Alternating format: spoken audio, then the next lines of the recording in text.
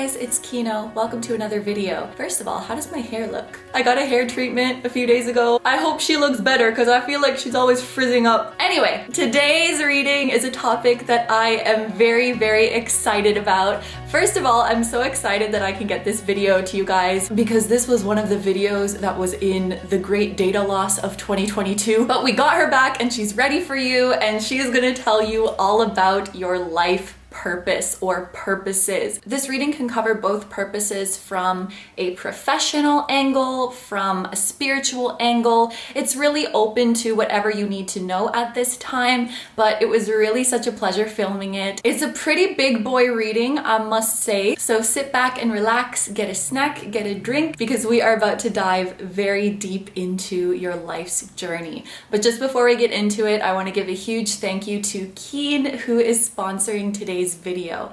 I think many of you guys are already familiar with Keen, but just in case you haven't heard of them yet, they are basically a huge network of psychics and spiritual advisors who are there to answer any questions you might have. If you enjoy general readings here on YouTube, but you want to go a little bit deeper and get more personalized messages, Keen is a great way to dive even deeper. All you have to do is create your account, which is super quick and easy, and you will immediately have access to hundreds of vetted advisors. Keen has advisors online literally 24/7, so no matter where you are in the world, no matter what time it is, you will find someone who's available to talk to you.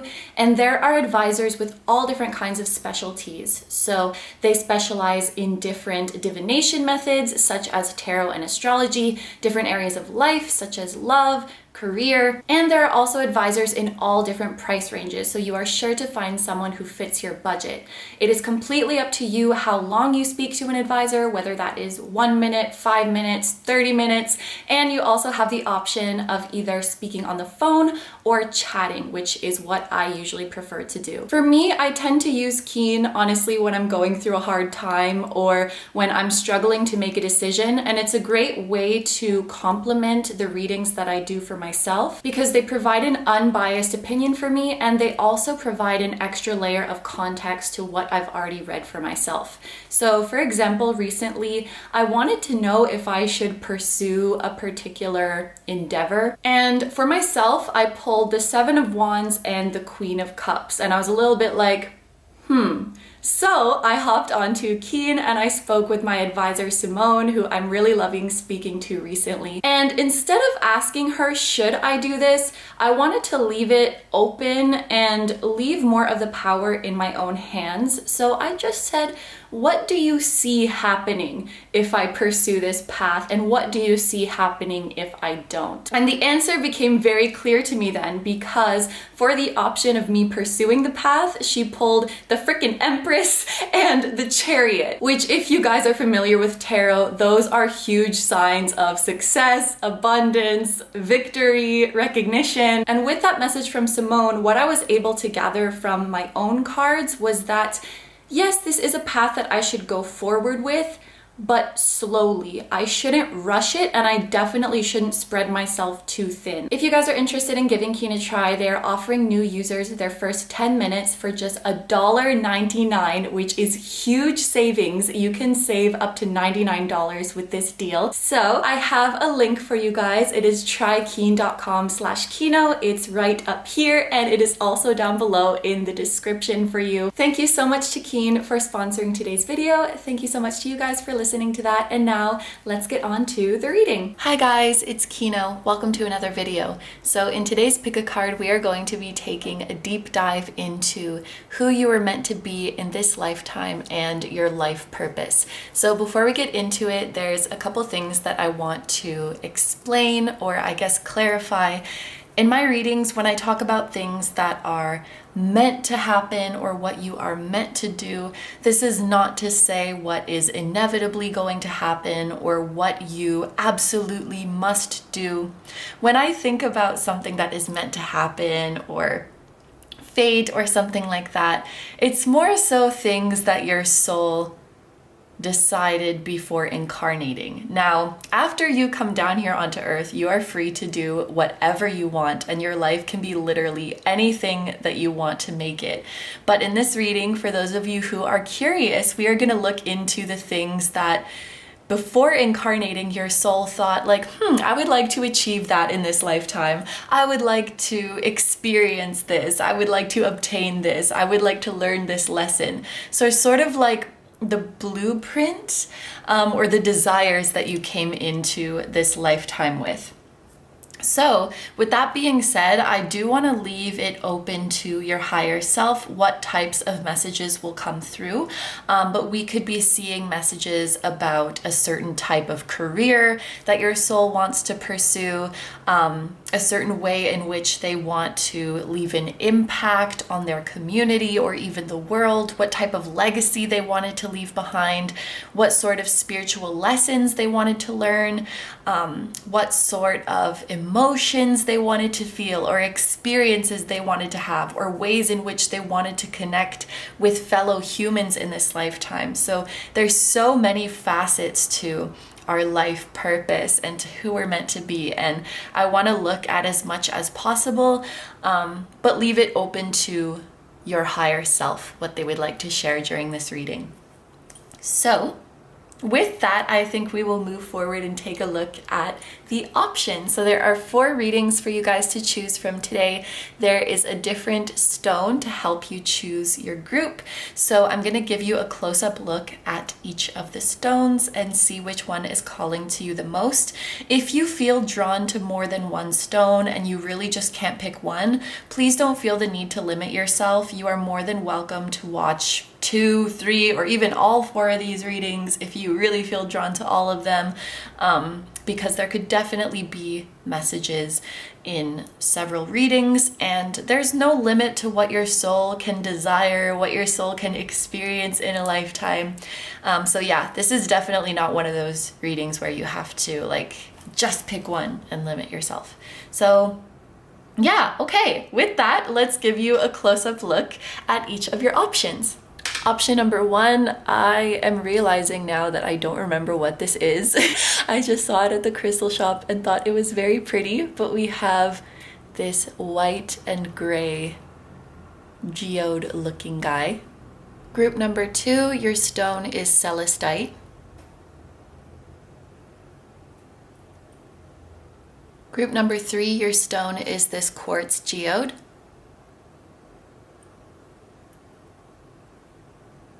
And group number 4 is Bismuth.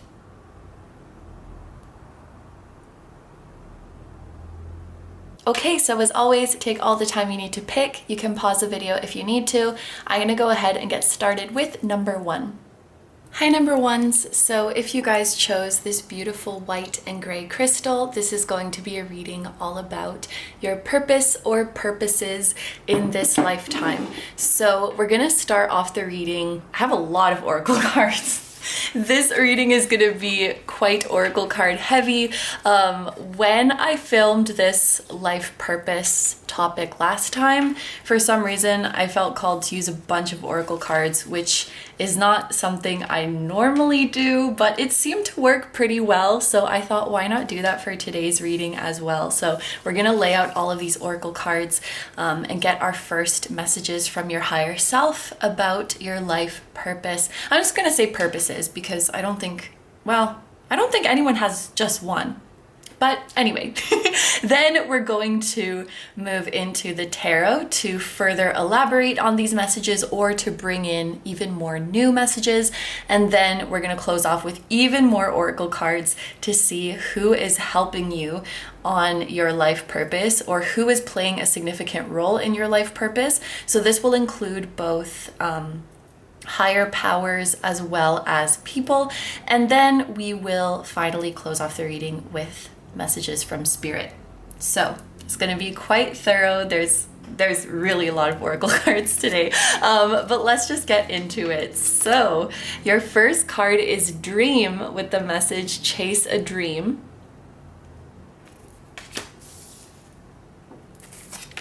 Then we have Watching Over You or Protecting. First house, self, physical appearance, early childhood, goals, desires, individuality, temperament, personality, natural tendencies, identity, and self-image. Then we have Virgo with the message I analyze.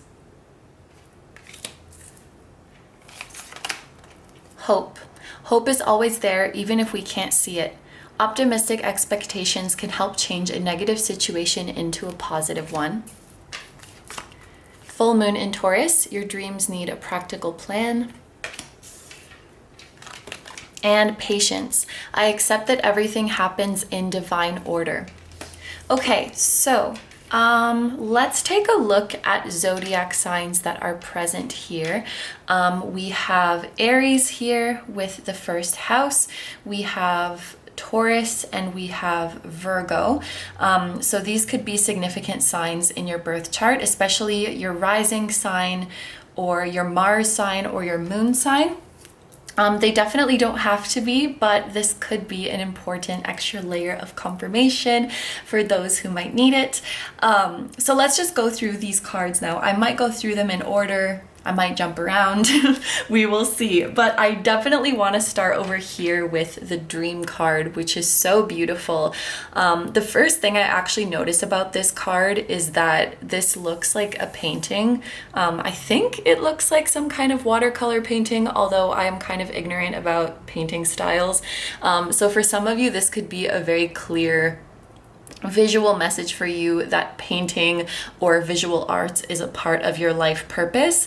But going to the meaning of the card, chasing a dream, I feel like this is maybe the most important card in this whole spread, because it's a huge confirmation for this group that the very things that you dream of doing, the very places, people, things that you dream of are in alignment with your life purpose. And this card is like a huge green light to not ignore your dreams.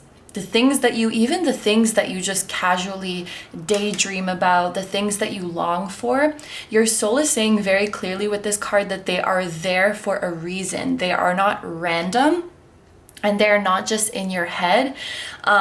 Whether you dream casually about something or very seriously about something, whether it's a big dream or a small dream, whether it's practical or seems kind of out there, I promise you it is there for a reason and it wants to be pursued, and your soul is calling you in that direction. And I guess I want to clarify that this goes for all types of dreams, because in a life purpose reading, we might think that, oh, a dream means like, this is my big, huge plan for my life. This is what I'm going to do with my life. This is what I'm going to dedicate all of my years to. You know, it seems like this huge plan for our whole life. But even smaller, more, what would you call it? Like a more casual dream or a more frivolous dream, or seems that way to you, could be very, very significant.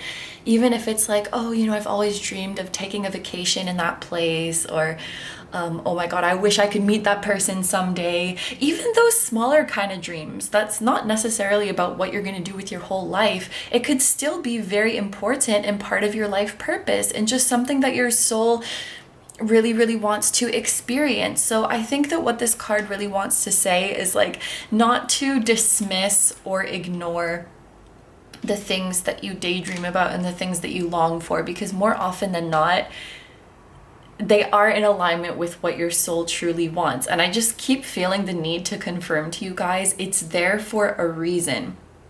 Like, you like the things that you like for a reason. You're drawn to the things, people, places that you're drawn to for a reason. And it's just that strong message of like, don't ignore them. And I think it's really sweet that we have this watching over you card right next to it, because this is also your confirmation that whatever it is your heart desires, you have a lot of divine support to move towards it. It is a part of your destiny.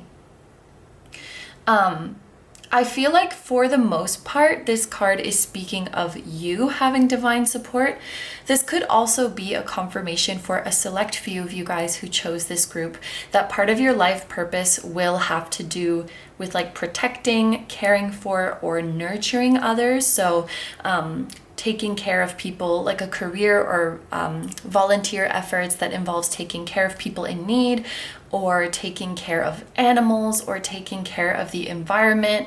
This could even be something like, even if you're not directly involved in that kind of work, maybe you make a great living in your career as a painter, and then you donate a lot of your income to the Humane Society or like a reforestation project. You definitely don't have to be like directly involved in that work, but I do feel like there's a part of your soul that has this urge to nurture and protect the earth, protect our resources, protect those who are less powerful, which you would invest your time or your money, or even like your own labor, if that is something that you feel called to do. But I feel like your soul is definitely a nurturer, definitely a protector, and you also have a lot of divine protection as well. Now, let's move on to this first house card. I almost want to put this next to the dreams card as well, because I feel like these are very, very closely related. With this early childhood message, this is the one that is really calling out to me the most. I feel that for many of you, like your passions started at a very young age, or if at this point in your life you feel at a loss, like with finding your direction or finding what it is that you really want to do, looking back to your early childhood might be very helpful. Like what you wanted to be when you grew up, when you were a child, or when you were playing, like what was the profession that you pretended to be, or what did you dream of doing when you were younger? I feel like maybe it's different for everybody, but I feel like for this group, like your younger self was a very authentic version of you, because it was when you had a lot of hope and believed that anything was possible.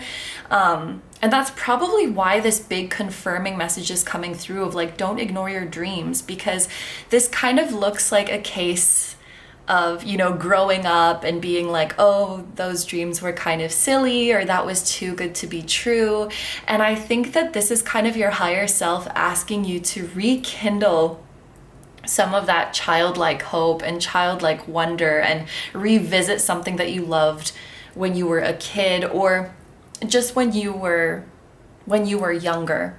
I feel like younger you knew what was up and knew what you were really, really meant to do. And I feel like maybe you had a stronger sense of self back then. And one of your purposes, I think, in this lifetime is actually coming back to yourself and learning how to be yourself. And that's actually a little bit more complicated than it seems. It's simple to say it, but I think it can be quite difficult. This is something that I struggle with as well, like knowing what it is that I really want, because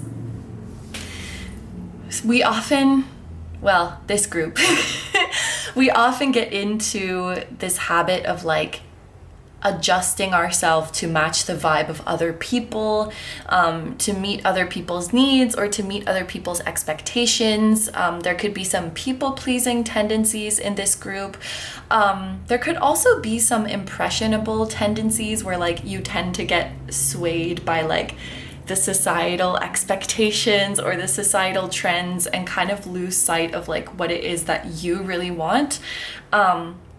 But I feel like your soul really wanted in this lifetime to develop that strong sense of like, this is who I am and this is how I do things, and I don't care how anybody else does it, and I don't care what anyone else expects of me, because I can see very clearly who I am and nobody could tell me otherwise. Like that very unshakable sense of self, I think, is one thing that your soul is really looking for in this lifetime. And I just get this feeling like it's something that you had very strongly at one point, and then maybe like as you grew up, you became more sensitive to like other people's gaze on you, other people's expectations, and maybe fell into a more like people-pleasing, avoiding conflict, matching others' energy, wearing a mask, and learning to come back to that authentic version of you is a big part of your life journey.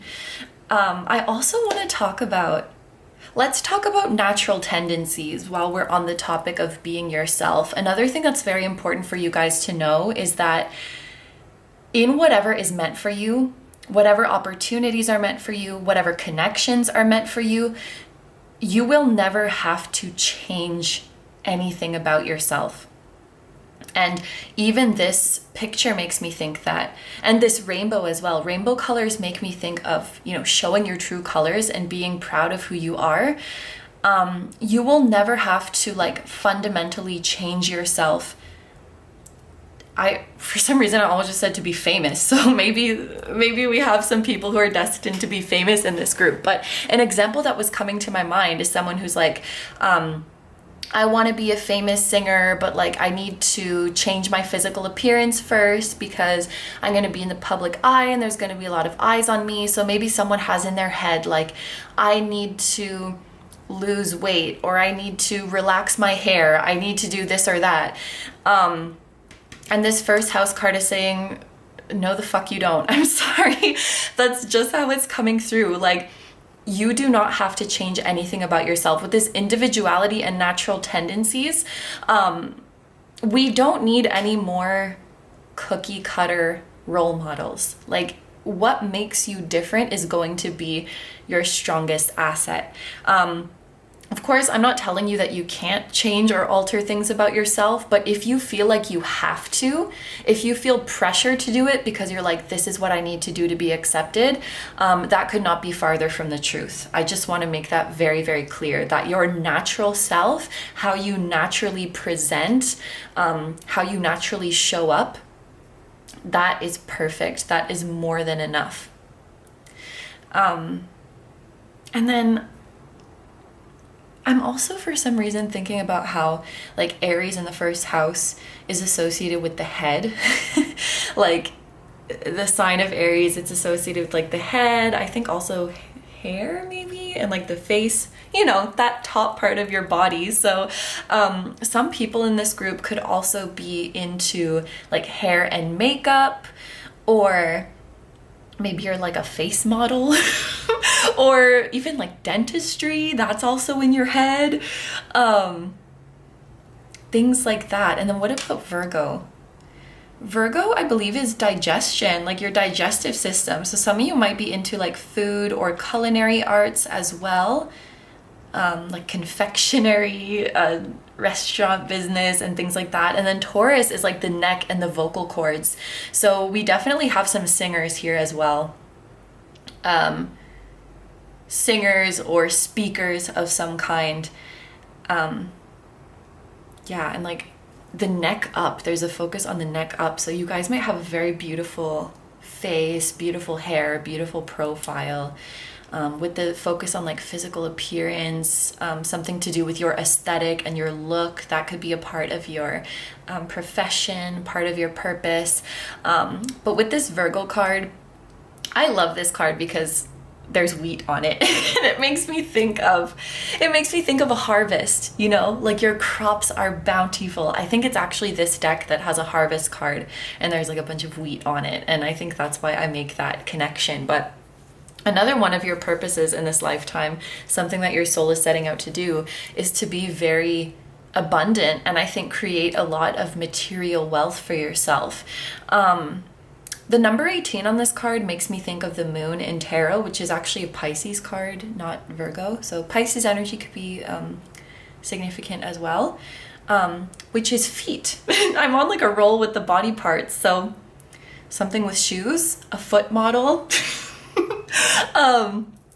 Anyway, or maybe a runner, an athlete, they're on their feet a lot. A runway model, you need to be good on your feet too. A dancer. Yeah. Okay, so, but I think it's interesting, the connection to the moon card, because the moon makes me think about art. It makes me think about fantasy. I feel like part of your life purpose is you create an experience for people. And a lot of the professions that I've mentioned, it's you transport people to another world with what you do. And you help people to like escape. So if you're a dancer, for example, people would get so absorbed and so entranced in what you're doing that they kind of like forget their daily life and forget their problems and forget their stresses for that moment, and they're just completely like mesmerized by you. Or even freaking like the culinary example, like you engage all of their senses, like visual, smell, texture, taste. I feel like eating involves all 5 senses, right? Yes, it does, because it looks good. Maybe it makes a noise. Yeah, like when something's really like crispy, and obviously smell and taste and texture. It's like whatever you're doing, it just like entrances people's senses and it transports them to this other world. It's almost like fantastical. You mesmerize people, you fascinate people with whatever you do. So like you're giving them this whole experience. Some of you guys might design like shows or design events that are really immersive. And then that's how you generate your wealth. That's how you generate your harvest. It's like by taking people away from their problems, by taking people to another world. Yeah, even you could make movies, you know, when like a movie's really good and you get like transported into that movie's world, or an author, you get transported into the book's world. It's something otherworldly. It's something like you're being taken to another world. That's how I could best describe it. With this message of I analyze, you know, this analytical energy and this Virgo energy, like all energies, it has a light side and a shadow side to it. The light side is that analyzing could really help you discover what your life purpose is. For example, if you think about your early childhood, if you think about who you are at your core, if you think about what comes to you naturally, if you think about what your daydreams are trying to tell you, that could help guide you towards your life purpose. We also have your dreams need a practical plan here. So this analytical side of you could help you really do your research and weigh out your options and make your practical plan. However, being too analytical can also be a drawback, because Virgo energy has this tendency to become overly, well, not a tendency, but it can become overly analytical, overly perfectionistic. And I feel like perfectionism is the worst enemy of action, of taking action. If you're overly critical of yourself, if you're overly critical of your plan, it will hinder you from moving forward with it, or from even starting, from even trying. This was something I struggled a lot with in the past, and I actually still struggle with it, so it's not necessarily all past tense. But when it comes to making music, it's just like too overwhelming. That process of the song being imperfect and not being very good when you're in the middle of making it, it's like so overwhelming, because I'm like so critical that it has to sound perfect, and then you get overwhelmed and there's like too many choices, and then it's like you either give up or you don't even start, or like you've already decided in your head that it's not going to be good enough, so you don't bother. That kind of being overly critical or overly perfectionistic could be something that gets in your way, and something that stops your dreams in its tracks. Like you have this daydream come up, and then your critical perfectionist side is like, no, you're not going to be good enough at that anyway, or that's not possible anyway, and just kind of like shuts down these dreams. So I definitely don't want to like cast away this energy in you, because this analytical energy can be a very useful tool for you, but we have to balance it well with hope and optimism and allowing the universe to work through us, allowing the universe to co-create with us. And I actually want to talk about this this patience card. Learning patience is a big lesson for you guys in this lifetime.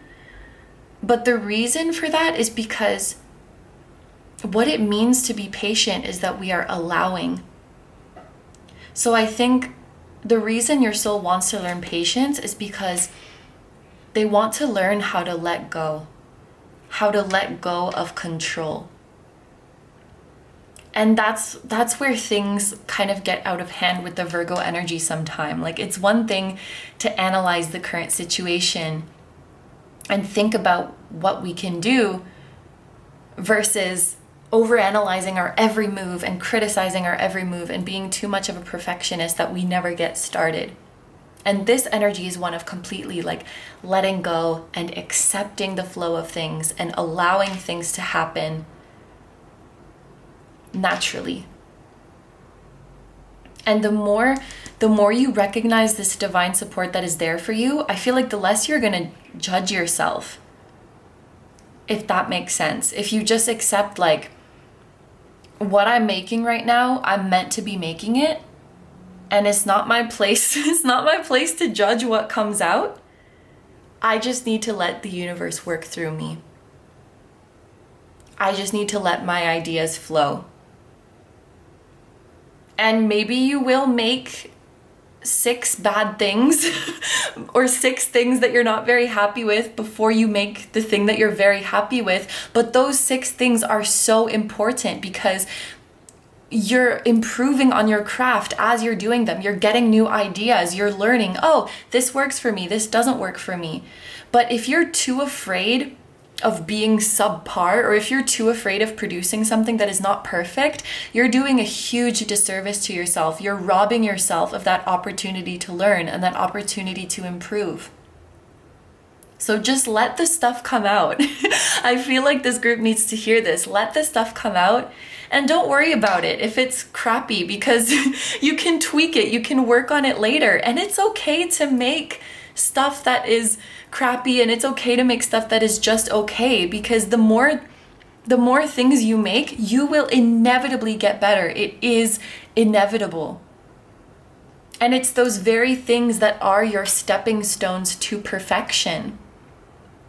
You're human, like you're freaking human. You make mistakes as you go along and you get better and better. And I think I'm going to try not to go on a rant here because this is something I think about a lot, but at least I tend to think this way, but I feel like a lot of the time we equate, like, if I'm meant to do this, if this is my life purpose, then I'm going to be like a prodigy at it. I'm just going to be naturally amazing at it. Your life purpose might be something that when you first do it, you're not that good at it at all, or you feel clumsy, or you feel awkward. But if you let that discourage you, broken record, but it's a huge disservice to you. That experience of being a beginner and trial and error is the very thing that's going to propel you to excellence. And so I feel like this patience, yes, it's patience for the flow of things, but it's also patience for yourself. So combining this Virgo energy with patience and hope, I think, is the key. And that understanding of like, whatever I'm making right now, whatever I'm doing right now, I'm at this very point in the process for a reason, because it's improving something within me, or because I'm learning something from it. And if I just keep going, I will undoubtedly, inevitably get better and better and better at it. I feel like a lot of you guys have your plan, but perfectionism is stopping you. And so letting go is the most important thing. Letting go, feeling your divine protection and your divine support, and moving forward.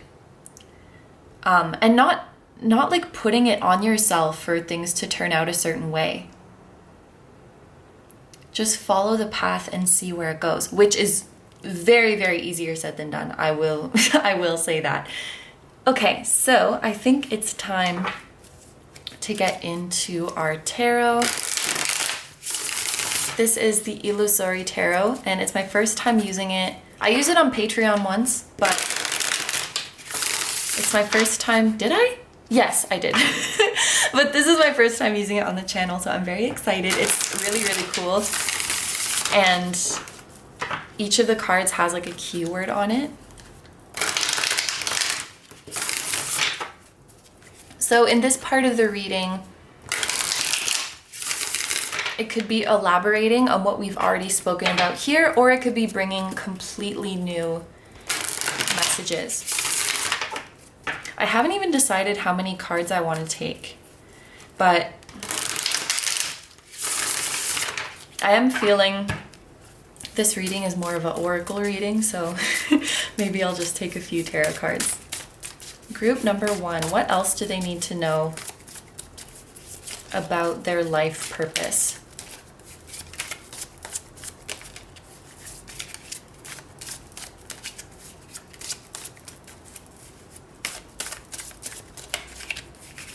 I'm thinking with the rainbows too, some of you guys might be in the LGBT community, or the work that you do could be very inspiring, uplifting, and encouraging for the LGBT community.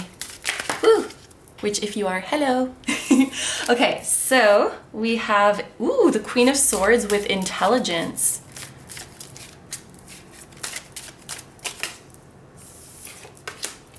We have the Knight of Wands with intensity.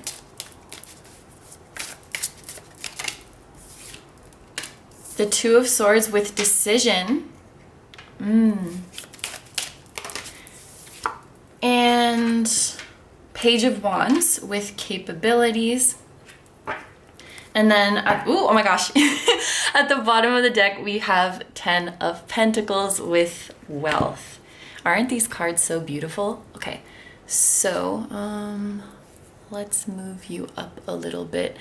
I'm thinking of the bottom of the deck energy as sort of like the overarching energy or a very significant one.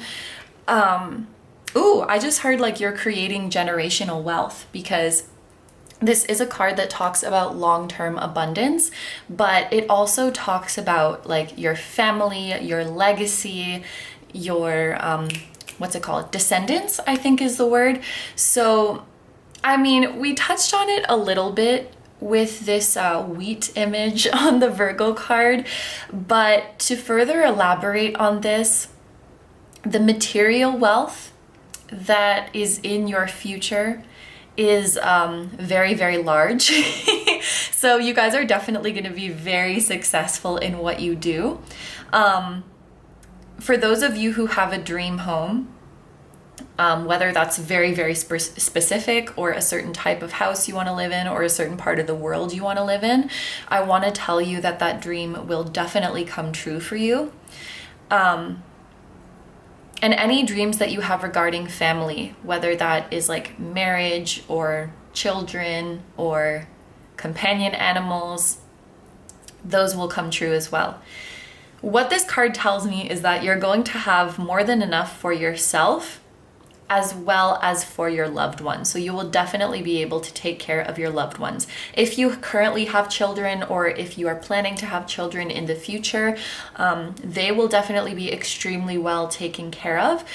They will grow up feeling very secure. And I mean that not only in the material sense, but like feeling secure in themselves, feeling secure emotionally, feeling taken care of, feeling like they believe in themselves to grow up and become self-sufficient and that they can do whatever they want. Like they have a lot of that emotional and I think moral support is the right word as well.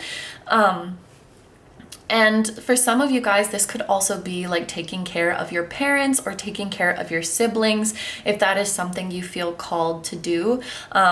I've heard some stories of people who like, you know, they make it big and then they maybe like buy a really nice house for their parents or something like that.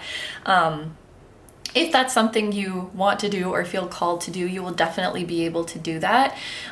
For those of you who don't see yourself having children or maybe don't have super close ties with family, this could also be when we talk about future generations, this could be you like investing or donating your wealth to create a better future for those who will come after you. Just for one example, like we spoke about the LGBT community a little bit. This could be like donating to a foundation that helps like trans youth or something like that. Or any cause that you guys are passionate about. We spoke about like protecting wildlife or conserving natural resources. The word foundation is coming to my mind, so I feel like you guys will make a really big contribution to a foundation that you care about, or you might even start your own foundation.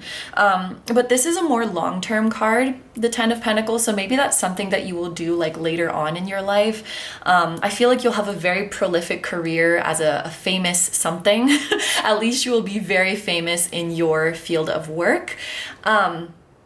And then like when you're older and you have all this money, maybe you'll start a foundation, or you'll move more towards like activism, more towards like donating, or more philanthropy, I think is the word, philanthropic or humanitarian efforts. But yeah, because you have that nurturing soul, you have that protecting soul, you have that very, very generous soul, which is so beautiful. I wonder, I feel like I might have done this before, but I have a spirit animal guidebook, and I'm trying to remember, was there a beetle card? I feel like I've totally done this before. No, there is not a beetle card, but I really feel called to look into what this beetle means. So I'm gonna look it up when I finish filming, and then okay, I have to put something on the table to remind me. I have to put little objects on the table, and then like when I finish filming, I'll remember like, oh, there's 2 little objects on the table, so that means that I had to do 2 things post filming. So yes, I have to look up this beetle because I think it's an important symbol for some reason. But yes, the word prolific was coming to my mind quite strongly. Like you have a long, prolific career. I feel like you guys are definitely, like you're not going to settle down for a long time. And that's not because you have to keep working, but it's because like you really, really love what you do. Like you definitely don't have to, like, for any type of security. Like you're doing very, very well. You're just really passionate about it.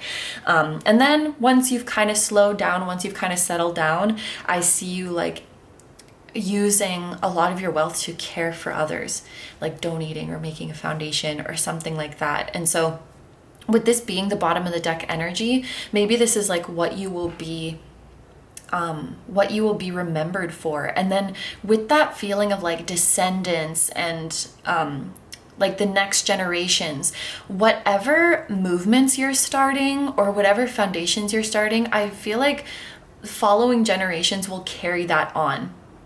Like if you start the group 1 foundation, then like when you're not on this earth anymore, your successors would like keep that foundation going in your name. So like I think you're definitely going to leave a legacy, or like if you're an artist, your art would leave a legacy, and like it will be talked about in like university classes for years to come. It's like your name is truly leaving a mark. Okay, so let's take a look at these other energies now. It's interesting. We have swords, wands. So air and fire energy seems to be important for this group. Aries, Leo, Sagittarius, Gemini, Libra, Aquarius. If these are not your signs, people with these signs could be very important for you. You guys could get along really well with people of these signs. So you might find in this lifetime that you're really, really drawn to fire signs or really, really drawn to air signs. But I think it's interesting also that we have 3 court cards. We have page, knight, and a queen. So we have all levels, right? Because like page is, I don't really like the word low and high because it sounds like a hierarchy, but just because it's easy. Page is the lowest level in the court cards, knight is in the middle, and then queen is like the highest level. So I actually feel like one thing that this is indicating is that in this lifetime, you will be friends with and have loved ones in all walks of life, and your soul family could actually be quite diverse. Maybe not diverse in zodiac signs, maybe there's a lot of fire signs and air signs in your soul family, but like different age groups, different nationalities, different genders, different stages of life. I feel like you will be surrounded by very diverse people in your life, or this could also be a sign that what you do appeals to many people and speaks to many people and helps many people. I think that these will be things that you are known for. You're known for your intelligence. You are known for your intensity. I would also think of this as like your passion. And you are known for your capabilities. So basically your talents, especially with like Page of Wands being very creative. I think one thing, okay, so the Queen of Swords talks about clearing away things that don't serve you. And it can also talk about looking at the situation more objectively and more lightheartedly. And I feel like this goes really well with that Virgo, I analyze energy. The Queen of Swords is very intelligent, as we see here. She's very good at analyzing. She's very good at making decisions. And she's also very intelligent in that she knows the pitfalls of her own sharp, active mind. And she can tell, like, okay, this thought isn't serving me. This belief isn't serving me. I'm starting to take this a little bit too seriously. Taking things too seriously, which aka perfectionism, I feel is like the biggest pitfall for you guys. And I just feel like the Queen of Swords reminds us to take a more lighthearted approach. And I'm thinking about this decision with the Two of Swords, like being stuck at a crossroads, not knowing if you should do this or that, if you should go for it or not. Sometimes it's not that serious. Sometimes it's a matter of just trying it and see what works, rather than putting all this pressure on yourself of like, I have to get it right first. It is perfectly acceptable to go the wrong way and then be like, oh, that didn't work, and then go another way in life. And honestly, I feel like that happens a lot in life because life is messy. Life is messy and life is unpredictable. And sometimes we have to go the wrong way first to know that it was the wrong way, so that we don't have that weighing feeling throughout the rest of our life about what if or what could have been. We're like, nope, that didn't work. It's a good thing I got the heck out of there. Sometimes you just have to try and see how it will work and go for it. And this is reminding me of something I went through recently. It's like kind of a small episode, but it's the same principle.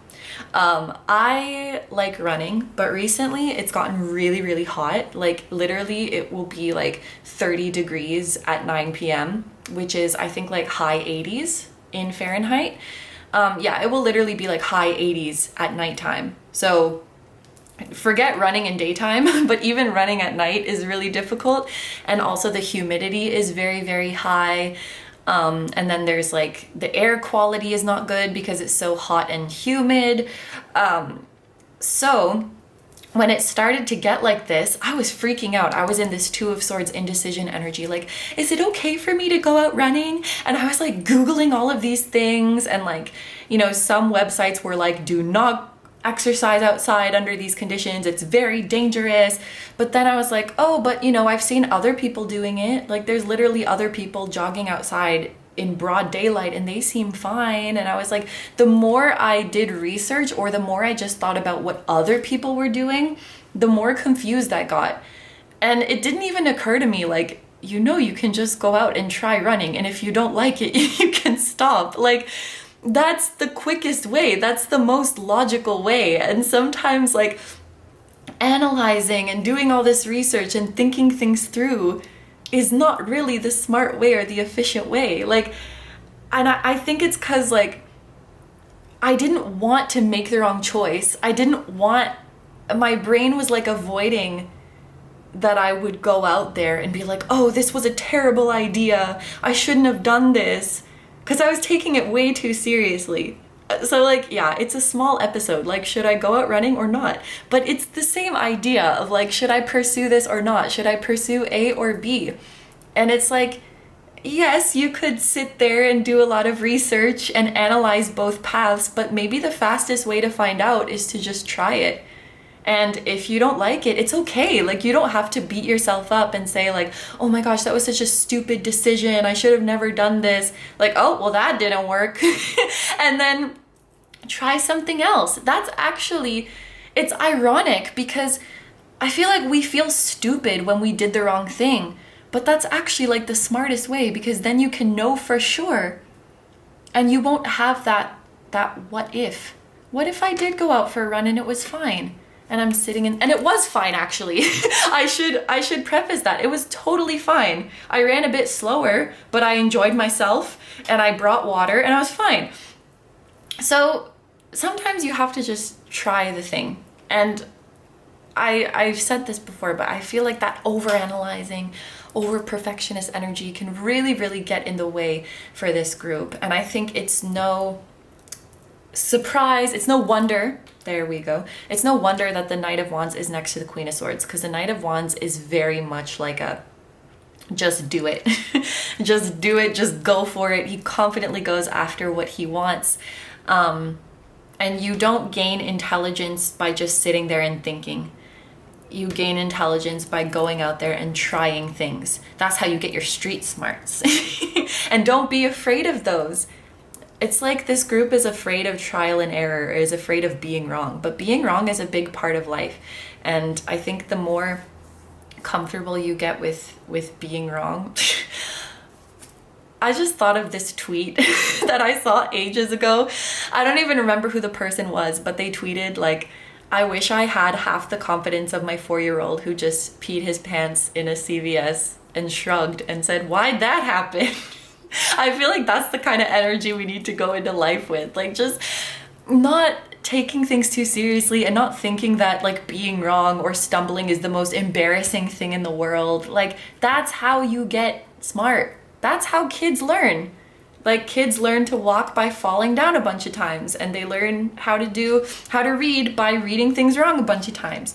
But for some reason, when we get older, that's suddenly like unacceptable, and that's dumb, and it's really, really limiting. And I should be taking notes right now because I'm very guilty of this too. But yeah, like just going for it and just trying it and seeing how it goes and not being afraid of what would happen is really important for this group, I think. With this Two of Swords and indecision,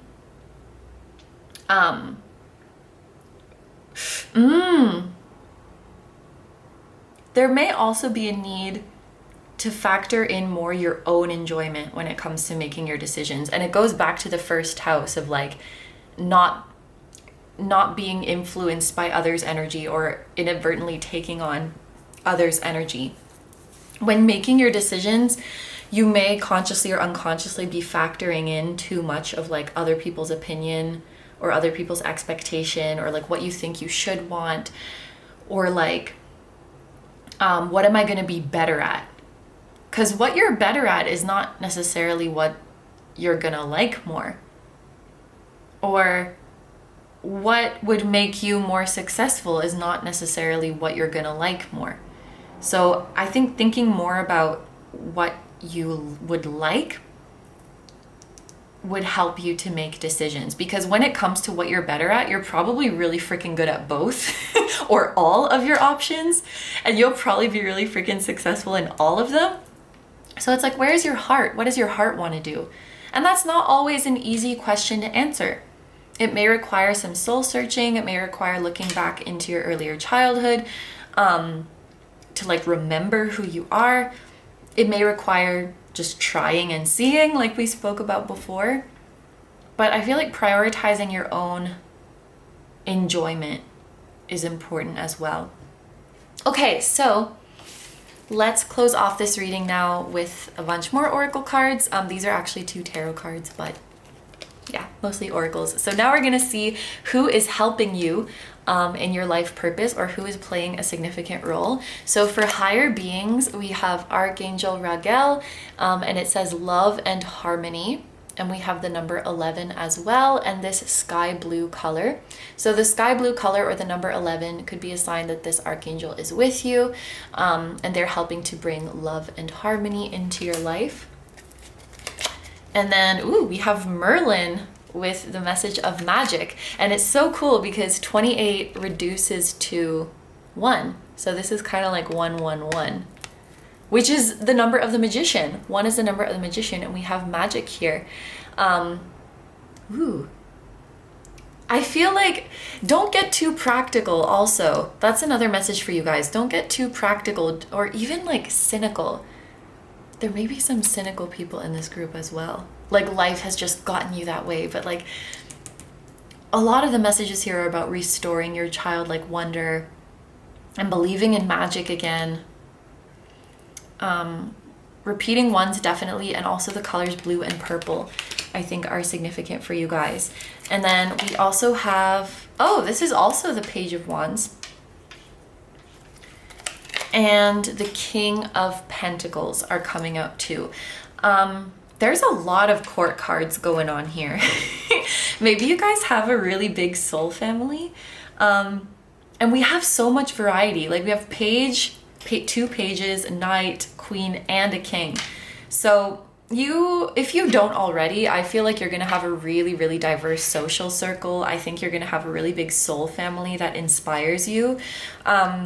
Specific people to look out for who might play a big role in your life. A younger fire sign, so an Aries, Leo, Sagittarius who is younger than you, or an older earth sign, Taurus, Virgo, Capricorn, who is older than you. And then for your final messages, we have Boji stones with balance. I am balanced, whole, and complete. Serpentine transformation. My life is transforming at the perfect time in the most powerful way. Inner worlds. Your external world is a reflection of your inner world. And blue flame. Ooh. So that kind of matches. Connect to the blue flame, which is the light of pure love within you. So for you guys, like the color blue is associated with love, I think, because we have this love and harmony card that is blue, and then we have the blue flame, which is talking about like the light of pure love within you. So like, I don't know, having the color blue around you could attract love, like wearing blue or keeping blue crystals around you, or I don't know, maybe like a super important loved one has blue eyes or something like that. Or maybe you guys just really like blue, but blue represents love for this group. Yeah, okay, I think that's all the messages I have for this group. I just noticed your group 1 too. So like 111, group number 1. 1 is definitely important. But yes, I'm going to end your reading here. Thank you very, very much for letting me do this reading for you. I hope you have a wonderful day or night whenever you're watching, and I wish you all the best. Please take good care of yourself, stay healthy. Don't forget to like, comment, and subscribe if you feel like doing that. And you can also follow me on Instagram, where I regularly post pick a card readings. And I also have a music channel. The song that you guys heard at the beginning of this video was an original song. So if you're interested in listening to the full version of that song or any of my other ones, the music channel will be linked down below for you as well. Group number 1, I'm sending you guys so much love. Lots of love to your spiritual team as well, and to your whole soul family. Ooh, that is a loud motorcycle. Yeah, I'm sending you guys lots of love, and once again, thank you very much for being here. I truly appreciate your support, and I will see you guys in the next one. Bye bye! Hi number 2s, so if you guys chose our beautiful Celestite, this is going to be a reading all about your purposes in this lifetime. So I just wanted to say before we get started, this is the second time I am filming the intro, because the first time my phone went off, and that kind of surprised me because my phone is basically always on silent. I wasn't expecting that. And then literally right after that, there was a siren outside. There was like a lot of sounds going on. And I do feel like that was actually a message for you guys, even though I did start over. I kind of realized after the fact, like, oh, that was a message for group number 2. And that is that your spirit guides and your higher self, I think, do tend to communicate with you through sounds. So if you are thinking about something and then all of a sudden you get a little, like a ding on your phone, or a car alarm goes off, or there's a significant message in the music that you're listening to. Oh, and there, there goes the noise outside again. I feel like your spirit guides are actually quite noisy. They give you messages through sounds. It could also be overhearing a conversation between people, words or phrases they're saying that are standing out to you. This is how they get your attention. With that being said, sound might be something that is important in your life purpose, like music, for example, or I also wanted to say before getting into the cards, there is an intuitive message that came through for this group, and it is pretty specific, and you may even be able to tell whether this is your group or not based on how you resonate with this message. The first thing that I heard for you guys is inspired action that will come to you at unexpected moments.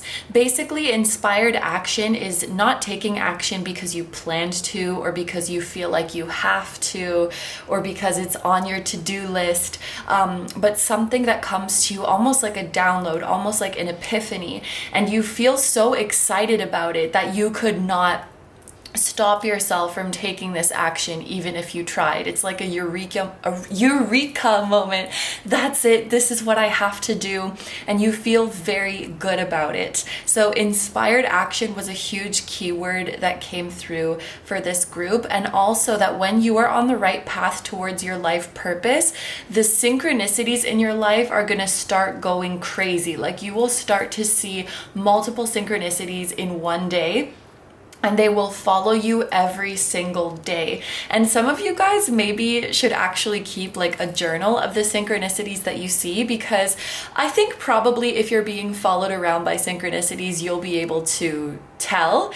But it's like if you keep a journal, you realize just how crazy it is. Like I have literally seen this sign for 12 days in a row, or maybe I keep seeing this sign at the same time every day. The more you document it, I think the more you'll realize how consistent and just how like crazy the signs and synchronicities are going off for you. And there is another siren. So that was another message that came through for you guys. And then there was also a reassurance, or is it a reassurance or is it just information? I feel like for this group, your journey to following your life purpose, it's less of like, okay, I identified what my purpose is and I have a clear vision and I go in that direction and I pursue it. It's more like as you're naturally going through the course of life, one day you wake up and you realize like, oh my gosh, I'm living out my life purpose. I guess if I put it in other words, it's like you are not finding your purpose, but your purpose is finding you. And it's finding you as you just go about life. And I feel like being in this mindset of I need to find my purpose, I need to be the one who identifies it and goes out there and pursues it, that could cause you a lot of grief in this lifetime. Like that could cause you a lot of stress. I feel like the key is just living your life and letting it find you. And it's like one day you'll just realize like, wow, I fell so perfectly into my purpose. It kind of seems like this group has an attachment to the idea of like, I know what my purpose is. It's so clearly defined, because I feel like that's kind of romanticized sometimes. Maybe this is just my subjective opinion, but I have this feeling of like, you know, when we interview the most successful people, they're like, oh yeah, I knew what this is what I was meant to do when I was still in the womb, and this is all I ever wanted to do. And it's like, wow, that person really has direction. They really have purpose. And we kind of like try to emulate that, or we aspire to be like that. Maybe it's just me, but I feel like it can be kind of a romanticized thing. Maybe it also depends on your social circle, but I feel like this group kind of has an attachment to that idea. Like they want to have that thing that's like their thing, their purpose, that one thing to like pour all of their energy into. And it might make this group like upset or feel lost or discouraged or even kind of feel distressed if they don't have that thing. It's like where is my purpose? Where is my direction? And you know, this is not an uncommon way to feel. I think more or less most people do want to have that sense of direction, but I feel like this group just may be holding on so tightly to that they forget to let go, that they forget to live life, that they forget that they can let these things find them, and that they don't have to be on this relentless search to find it. So if you are resonating with this message and you're feeling bad, like if you feel like you haven't found your purpose yet, I want to tell you that it is going to find you. Okay, so that was the intuitive message that came through for this group. I think you may be able to tell if this is your group or not based on that message and how you resonated with it. But without further ado, we're going to get into the cards. So we're starting off this reading with a ton of oracle cards. This is something I did the last time I filmed a life purpose video. I just used like way more oracle cards at once than I normally do, and it turned out pretty fine. I was like nervous at first, but I think it turned out pretty well, so I felt like doing that again today. And then after we look at these, we're going to get into the tarot, which will provide further elaboration on your purposes or could even bring new purposes into the reading. And then we're going to close off again with even more oracle cards and see who is helping you on this journey to your life purpose, who may be playing a significant role, and any other messages that Spirit wants to give you to finish off. So with all of that, let's take a look at the cards that we have. And we are starting off strong with accomplishment and attain success. And then we have wait time. Aries, the competitor, assertive, competitive, impulsive, loud, aggressive, action, courageous, dominant, rebellious, dynamic, impatient, quick-tempered, and ruler of the first house.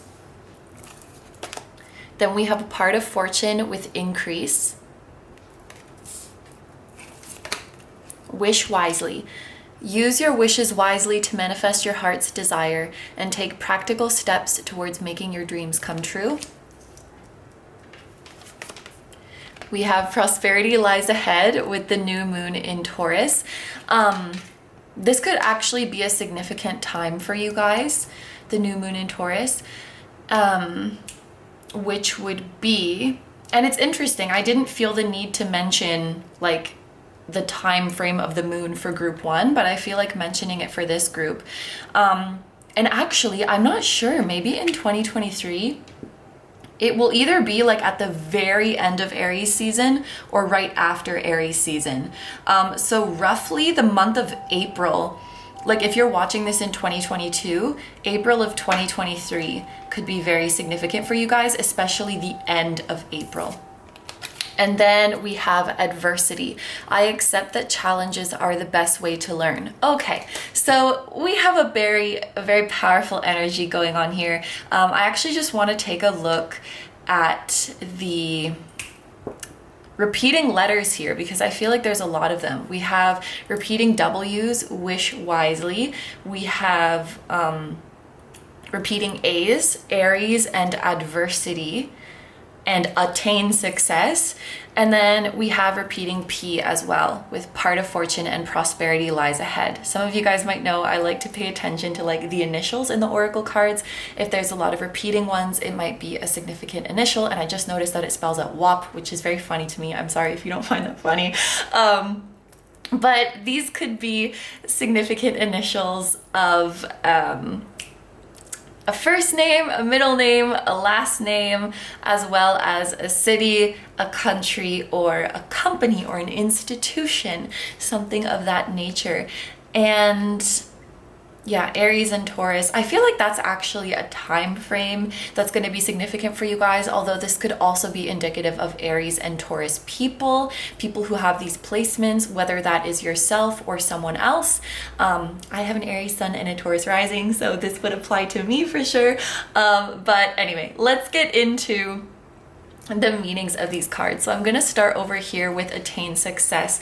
And it's interesting because for group 1, I felt like this first card that came out was like a confirmation card or a reassurance card. Is the camera moving? Sometimes it like slowly moves until it's like turned quite a bit. I feel like we're okay, but I'll keep an eye on it. It was like something of a confirmation or reassurance card, almost like to confirm to that group, yes, this is an energy that you will have, that you can experience in this lifetime. And so for you guys, this confirmation is that you will be successful. And if I kind of tie that into the message that was channeled at the very beginning, assuming that you guys resonated with that message and you're still here listening to the rest of this reading, this attachment that you may experience to the idea of having a very specific purpose, the idea of having a very specific direction, perhaps holding on to a concept like that sort of makes you feel safe, because there's a part of you that's like, if I have those things, then surely I will be successful. But there's also a lot of people who don't have a clear vision and end up successful. And I'm kind of an example of that. And I'm not trying to like toot my own horn and say, oh my God, I'm super successful. But like, I feel like I've done pretty okay. And when I started this channel, I did not have a clear vision at all. I did not have a plan at all. And I'm not saying that you should avoid making plans or that you're never going to have a plan. I'm just saying that it's not a necessary component of being successful. And if you think that it is, it could cause you a lot of stress when you don't have that. And I feel like you guys are going to find success regardless. And that's something that you really need to know. Like, because this is part of your destiny. This is what your soul set out to and is planning to experience in this lifetime. And there's something in you that says like, if I don't know 100% what my purpose is, if I don't have a super clear vision of what I'm doing, there's no way I can be successful. And I feel like it's this fear that is in you. And again, it's this thing of like, I have to identify and find my success.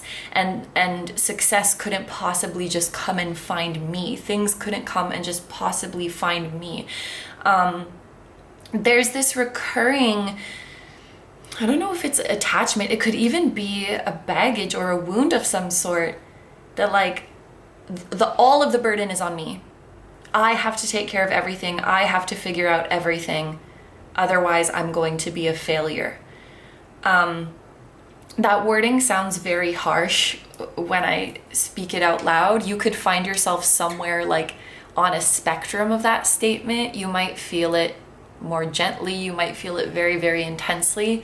But I feel like there's a bit of that going on with this group. Like, I have to be responsible for everything. I have to take charge.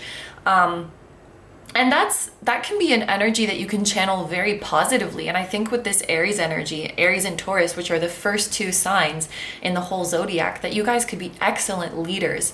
And that may be something that you find yourself doing if you're not already, like in a boss position, in a manager, director position, in a leader position. You can really channel that energy of like taking responsibility and taking charge. But like every energy in this universe, it falls on a spectrum, and you can be unhealthily on either end of the spectrum. You can take it too far, which I think that maybe some people in this group have done, and put all of the burden on yourself to get things done and to figure things out.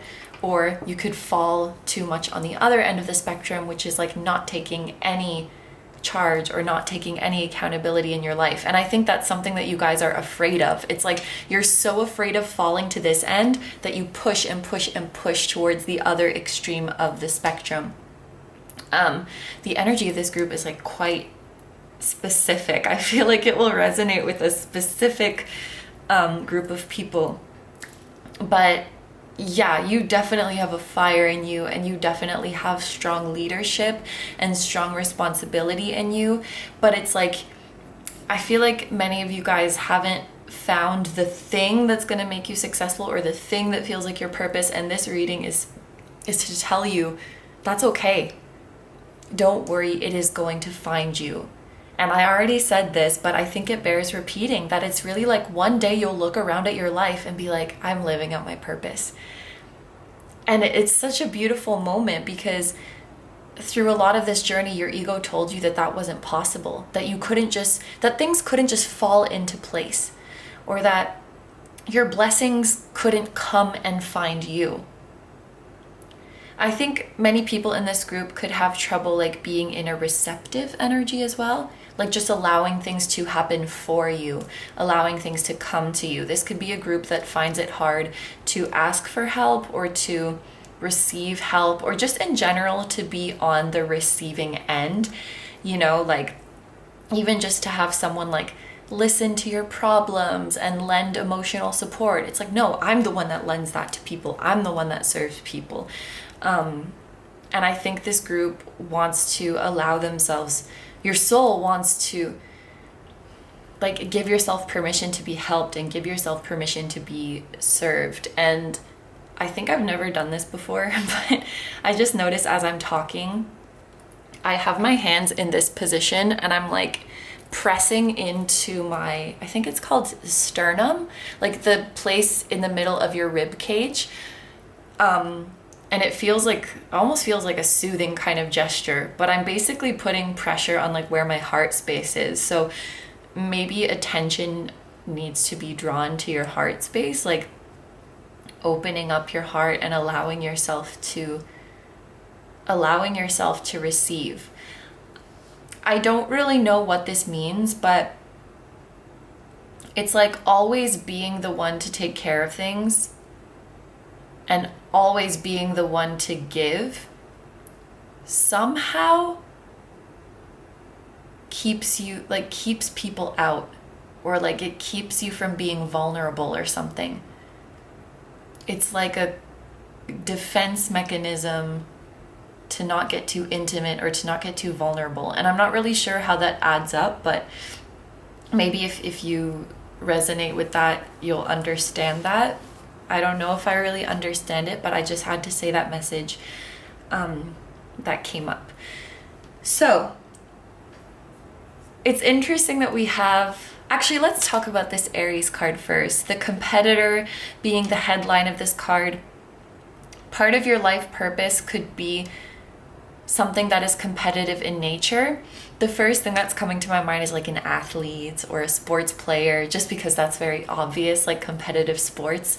But you could be in an industry that is very competitive. So like there's a lot of, it's like a saturated industry, or there's just a lot of competitors, or it's an industry that's always being innovated, that's always like, you gotta have the newest and hottest thing and keep up with the times and like adapt to the ever-changing market. It feels fast-paced, it feels busy, it feels competitive. I feel like this is something that you guys would be good at. It's interesting too that we have, the other word that stood out to me was rebellious. This made me think of something that is kind of off the beaten path, a job that's kind of unconventional. You know, there's some jobs people tell you and you're like, oh yeah, cool. And then other times you're like, whoa, that's what you do for a living? Whoa. And then you want to hear more about it. It's like, oh, you don't hear that every day. I feel like you could have a profession that is kind of unusual, or that is very impressive to people. This Aries card is also a huge indication of being like a pioneer, or being a pioneer, or being a trailblazer. That's the word.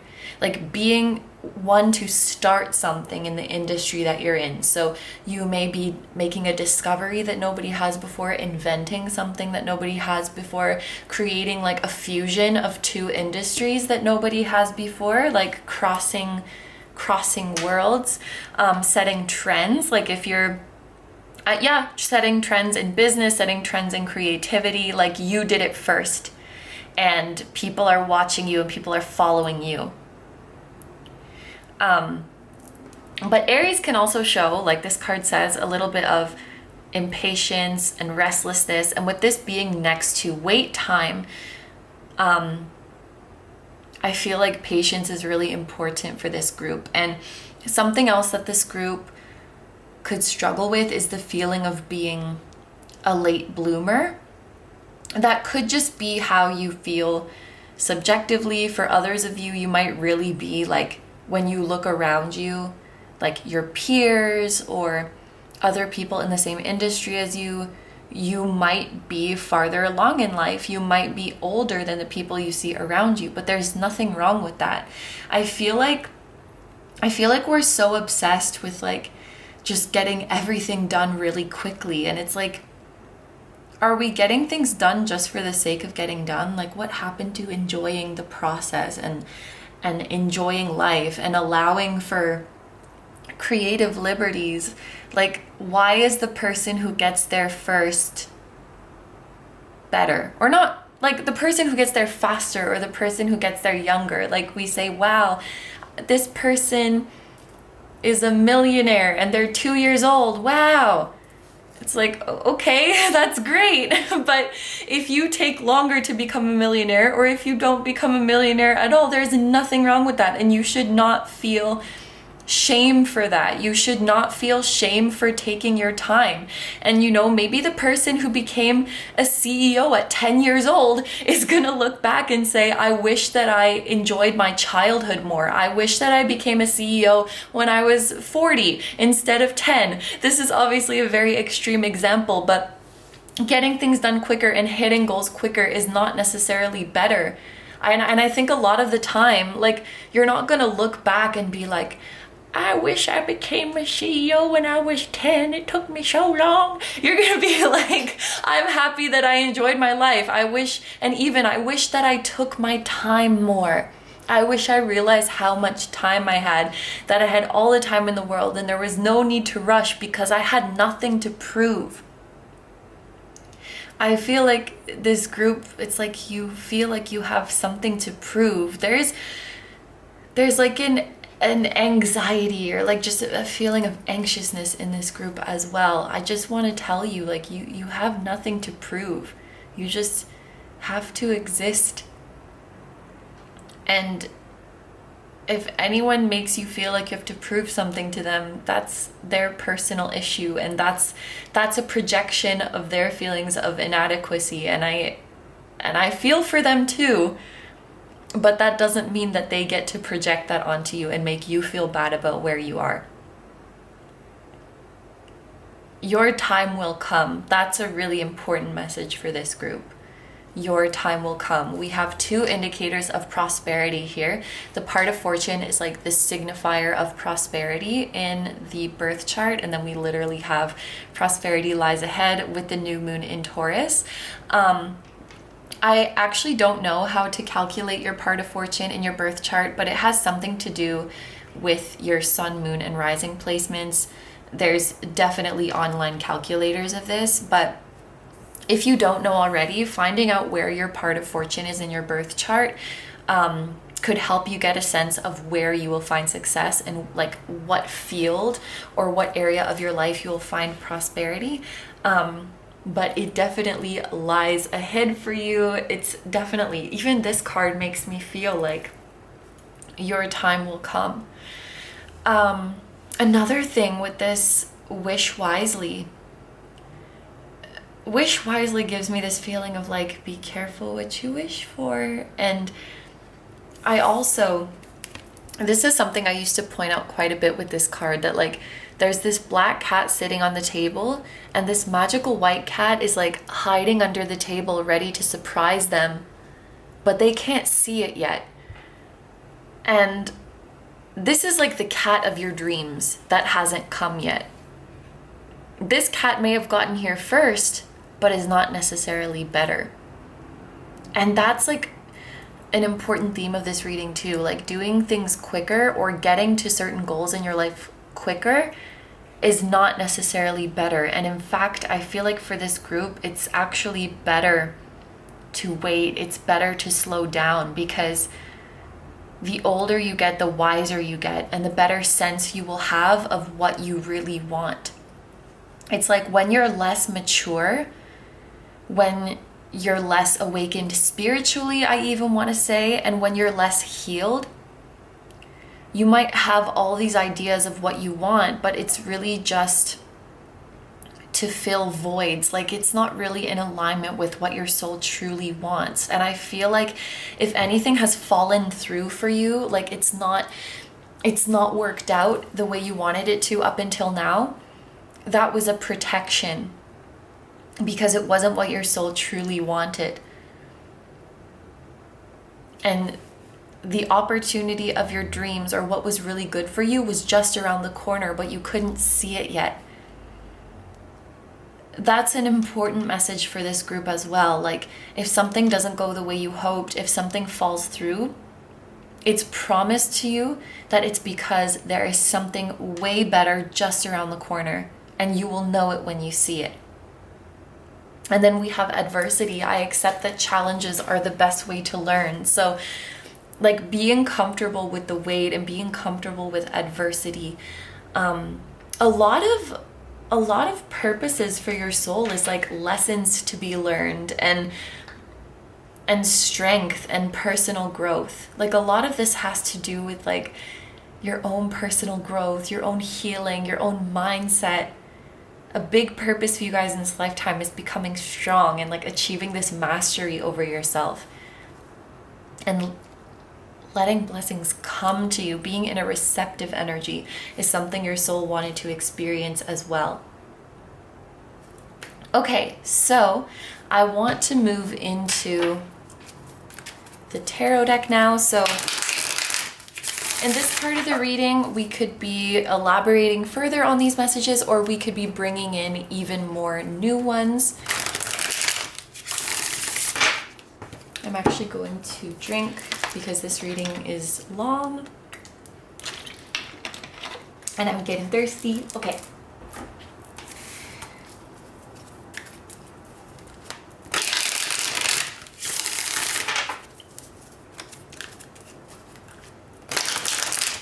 This is a new deck, at least on this channel, by the way. It's the Illusori Tarot, and it's really, really cool.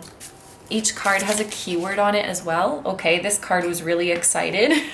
We have Six of Swords with Discovery. Very interesting. We have Success with the Six of Pentacles, and we have two sixes lined up here. So that could be a significant number for you guys.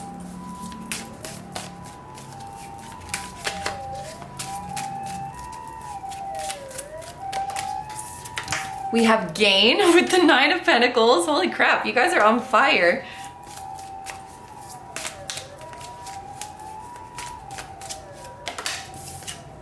We have Love with the Two of Cups. Oh my gosh, you guys are getting all of the best cards. Okay, another really important thing for this group. Good things come to those who wait. And it's going to be worth it. It's going to be worth the wait.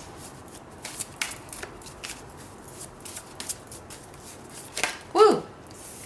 And then, oh, I meant to do this as a bottom of the deck energy. So let's take both of these as like the bottom energy. We have Temperance with Art. I'm just gonna put it like this.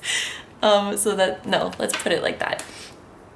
We have Temperance with Art and Three of Wands with Virtue. So Sagittarius energy could be significant as well. It's interesting. I just felt like saying for this group, I feel like something very significant is going to happen for you guys in terms of like a major opportunity or a major epiphany in your life within a year. And it came through specifically like in less than 1 year. Something very significant, like a breakthrough is coming for you guys. And now with Temperance here, it's like but it could even be for some of you as soon as by the end of this year, whatever year you are watching this video in. So you are truly, like I kept using the wording around the corner. You are on the precipice of a big breakthrough to your success. And we literally have, let's just look at the words here. Discovery, success, art, gain, love, and virtue. Like literally all positive words. I feel like I'm gonna kind of be jumping around with these. I don't really feel like going in order, which maybe there's something significant in that as well, that you guys are really, yeah, you're a trailblazer, you're a rebel, you're really paving your own way on this journey, and you're not following any formula to success. I feel like you're not following any textbook. With Temperance, by the way, there's too many messages coming through at once. Some of you guys might like go back to school later on in your life. You know, the textbook order is like we go to university and then maybe we get a master's or something, and then we, you know, get out of school in our 20s and then we go into the workforce. Maybe you guys are gonna go back to school in your late 20s, in your 30s, in your 40s. Temperance talks about higher education, or Sagittarius energy, I should say. I read it synonymously with Sagittarius. But because I was just talking about not doing things in like the prescribed order, I feel like you might go back to school or like start learning something new when it's not really like the formula, you know, like we learn until this age, but actually we keep learning our whole life. But it's like you're doing life in a different order maybe, and you're making your own rules with this Aries energy. There's also really, really strong indications of travel or relocation, especially overseas or like somewhere very far away or very different from where you currently are or where you originate from. Out of these 6 cards that are present here, 3 of these cards indicate travel or like far relocation to me. 6 of Swords is an indication of travel, especially overseas, because there's usually a boat on it, which is going over a sea. Temperance, Sagittarius, talks about faraway lands and travel. 3 of Wands for me is also about travel, or maybe it just is about travel. So I feel like you guys will probably settle down somewhere pretty far away than where you were born or where you were raised. You could feel really drawn to a culture that is quite different from your own. There's also, actually, out of these 6 cards, there's also 3 that indicate to me a strong soulmate connection. So if this is coming up in a life purpose reading, it could be that you are meant to do something with this soulmate, like you're meant to work together or you're meant to create something together. It could be that pursuing your life purpose leads you to this soulmate, or it could literally be that one of your life purposes is to come into union with this soulmate. But yeah, the 6 of Pentacles, Temperance, and the 2 of Cups indicate this to me. And we have, I just noticed like the Venus and Taurus symbol here.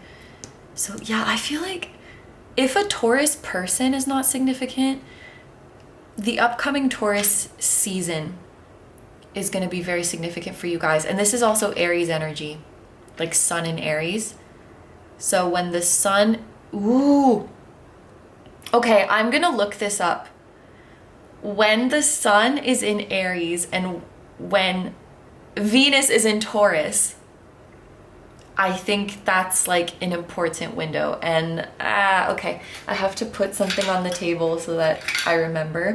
I was explaining to group 1, I have this like a little box of knickknacks, and then every time I need to like remember something, like add a subtitle or like cut something out, prolonged siren noises out, I like drop a little thing on the table so I don't forget. And like when I stop filming, there's 3, so I have to do 3 things. Anyway, that's not relevant, but there's just a lot of noise for this group as well.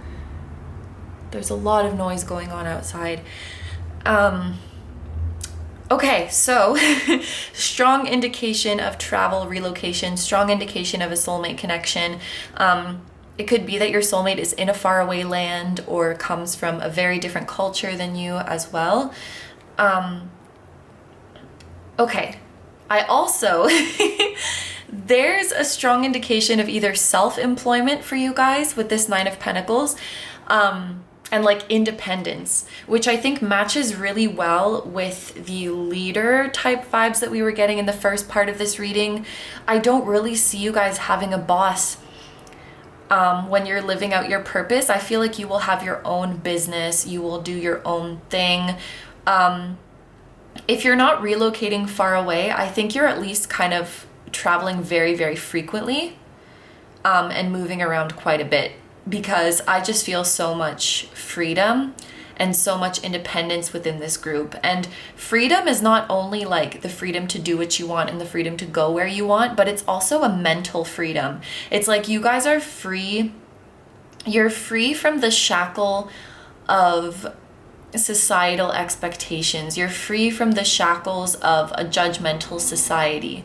So like, for an example, if you're 45 years old and you're going back to university, like you could not give less of a hoot, like if everyone there is 20, or like if you're the odd one out, or like, oh, you're not married yet, you're not settled down yet, like aren't you worried, like all of this kind of chatter from society. It's like you could not care less about that.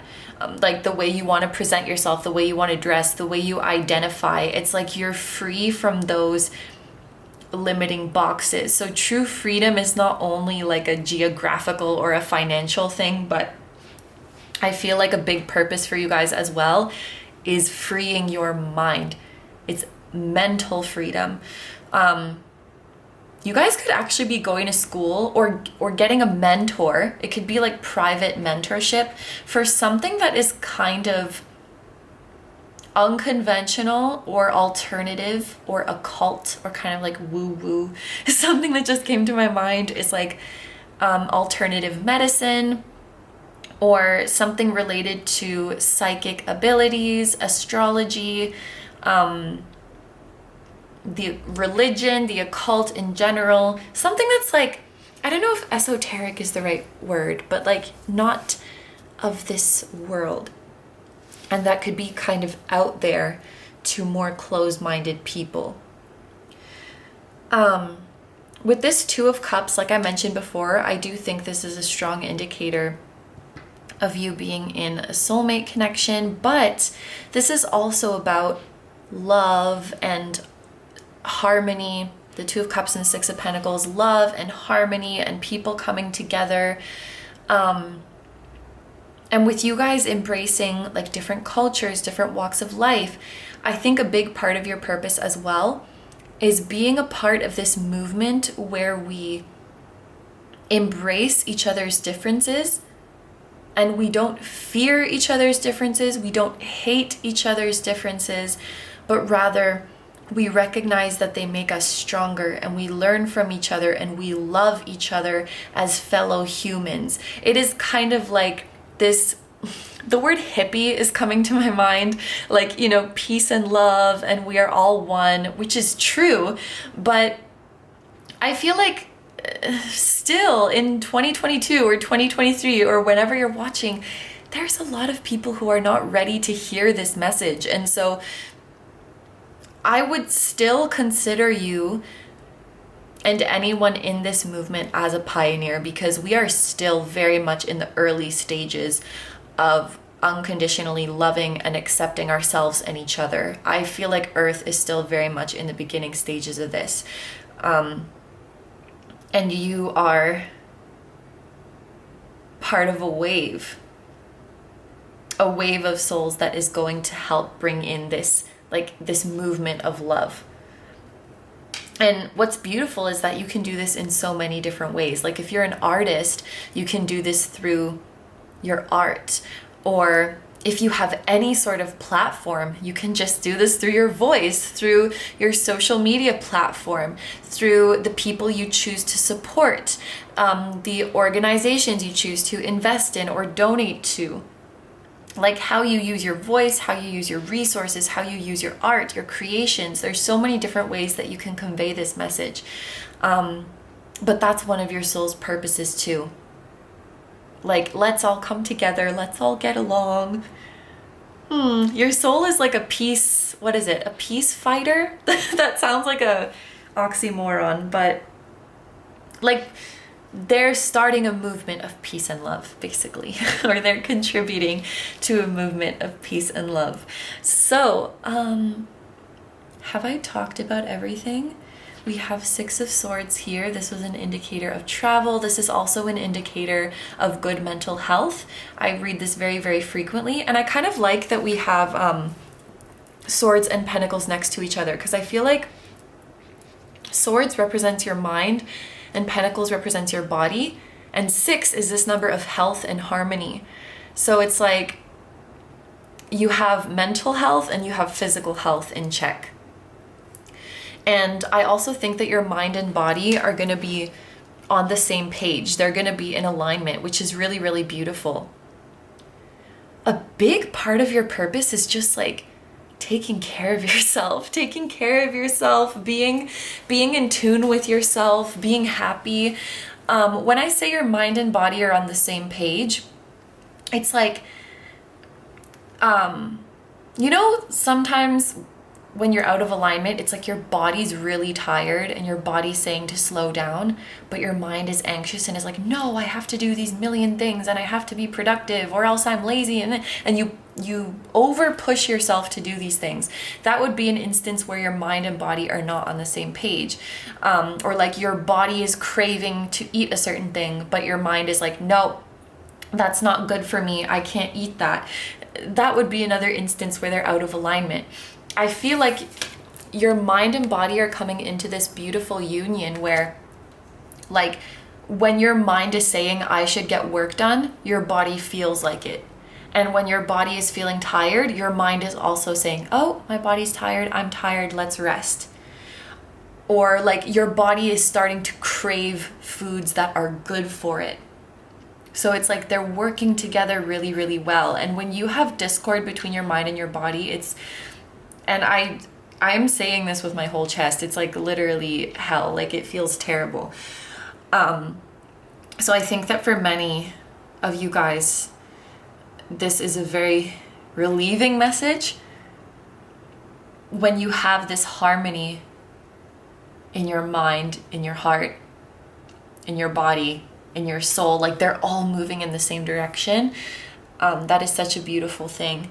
We spoke about independence and being your own boss. I could see you with a partner, but you're equals.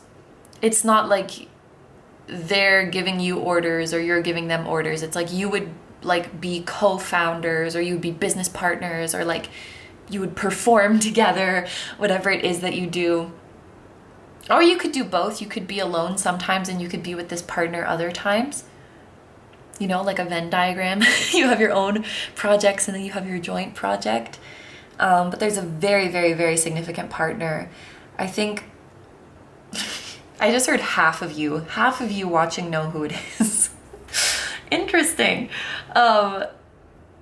Okay, so we spoke about temperance, which is also a sign of good health.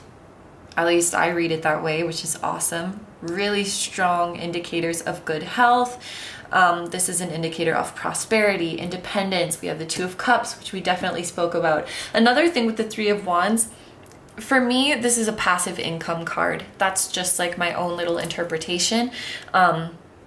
So you guys will definitely have passive income in your future. Like you do the work once and that work keeps on working for itself and it keeps on bringing in the bacon, bringing home the bacon. Yes. Okay. So for the last part of this reading, we're going to take a look at even more. I'm missing something. I'm missing. This is actually a tarot deck, but I want to use it in this part as well. We're going to see who is helping you in your life purpose and who may be playing a significant role in your life purpose. And that includes both like spirit guides and higher beings, as well as people. So for higher beings, we have Kuan Yin, who is a deity. It's a Bodhisattva. I hope I'm saying that correctly. It's a manifestation of the Buddha, and she is the goddess of compassion and mercy. I actually recently did like a interpreting tour guide thing for this temple in Tokyo that's like dedicated to Kuan Yin, so I just learned all about her and I really like her. It was for school. It wasn't like I was actually being a tour guide, but like we went to the temple and we had to memorize all of this like Buddhist vocabulary. And anyway, that's besides the point. Kuan Yin is here. She's helping you with your purpose. And you know what I think she is here for? She is here to help you be more gentle with yourself, because if I think about the initial energy that we read, there was a lot of like harshness, I think, towards yourself and judgment and just an overall anxiety. And I think she's here to remind you that all you need to do is care for you, and proving yourself, whether that's to a parent or to an enemy or to society in general, proving yourself is never worth compromising your own peace or being mean to yourself or being hard on yourself. You are the most precious thing. You are more precious than any of your accomplishments. You are more precious than any of your possessions. Like the most precious thing you will ever have, it's already right here in front of you. It's you. It's like, what are you fighting so hard to create? Or what is it that is so worth compromising the peace and love that you can hold for yourself? There is nothing to fight for. There's nothing to prove, because you are already you, and that is already so precious and perfect. Yes, I love Kuan Yin so much. Okay, so we also have Abundantia. And she is also a goddess. So you have, that makes a lot of sense too. I think that you have two goddesses who are around you. Okay, wait. The first thing I want to say with this is that, and their number is 19 and 17, which is like the numbers of the star and the sun in tarot, which are really beautiful, positive cards about like being carefree, being joyful, being creative, being innovative, having hope for the future. And they're also, the star and the sun are, first of all, you cannot wait, the sun is a star. They might look different to us, like the sun looks bigger and brighter than the star, but that is just because of our proximity to it. That is just because of our perception. I think that's also an important message for you guys. You might struggle with comparison, where you're like, oh, this person is a big, bright, hot sun, and I'm just this like tiny little star in the distance. And it's like, no, you're also a sun. It's just your perception that you think you and this other person are different, but you are both big, beautiful, burning suns.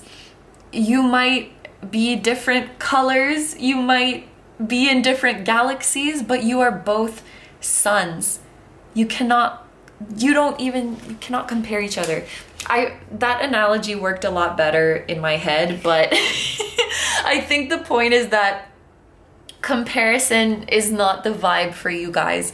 And it's, if you feel like someone is better than you, it's only because of your perception. For example, if you're like, this person is better than me because they became a CEO when they were 10 years old and I'm 11 and I'm not a CEO yet. It's like, that's just your arbitrary perception that accomplishing things younger is better. That is not the objective truth. But also, Sun and the Star are Leo and Aquarius, which are sister signs. So there's like this yin-yang counterpart vibe going on in this group for sure. And then the other thing I wanted to say, I think it makes a lot of sense that you have two feminine beings with you, two goddesses, because I think being more in your feminine energy will do wonders for your mental and emotional well-being. I feel like masculine energy, when you know, that's the energy that allows you guys to be this amazing leader and this amazing trailblazer. But when it's out of balance, that's when you start to become just like a machine that is like, go, go, go. I need to output more. I need to hit these goals. I need to hit these numbers, and become so overly focused on the destination. Whereas feminine energy, it slows down and it's receptive, and it savors each and every moment and enjoys the beauty and the sensual experience, and is okay with just allowing and receiving.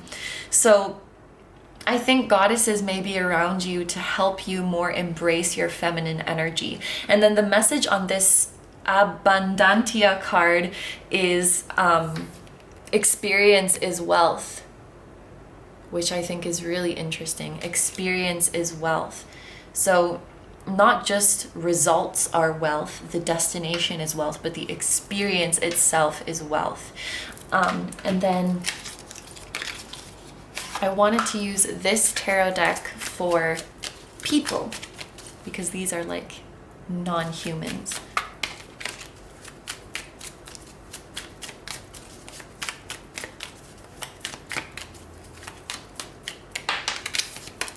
Ooh, we have the Devil. Interesting. And we have like a two-headed being.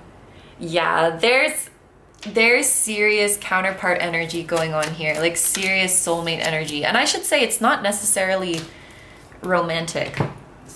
Oh my gosh, yeah. You're working together with this soulmate.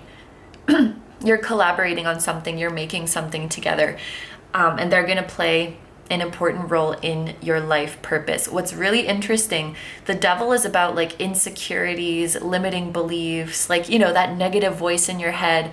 I feel like many of you are going to meet this person, or you will be exposed to this person. Like, you will learn of this person at a point in your life where you are less evolved, less awakened. I could also say less mature.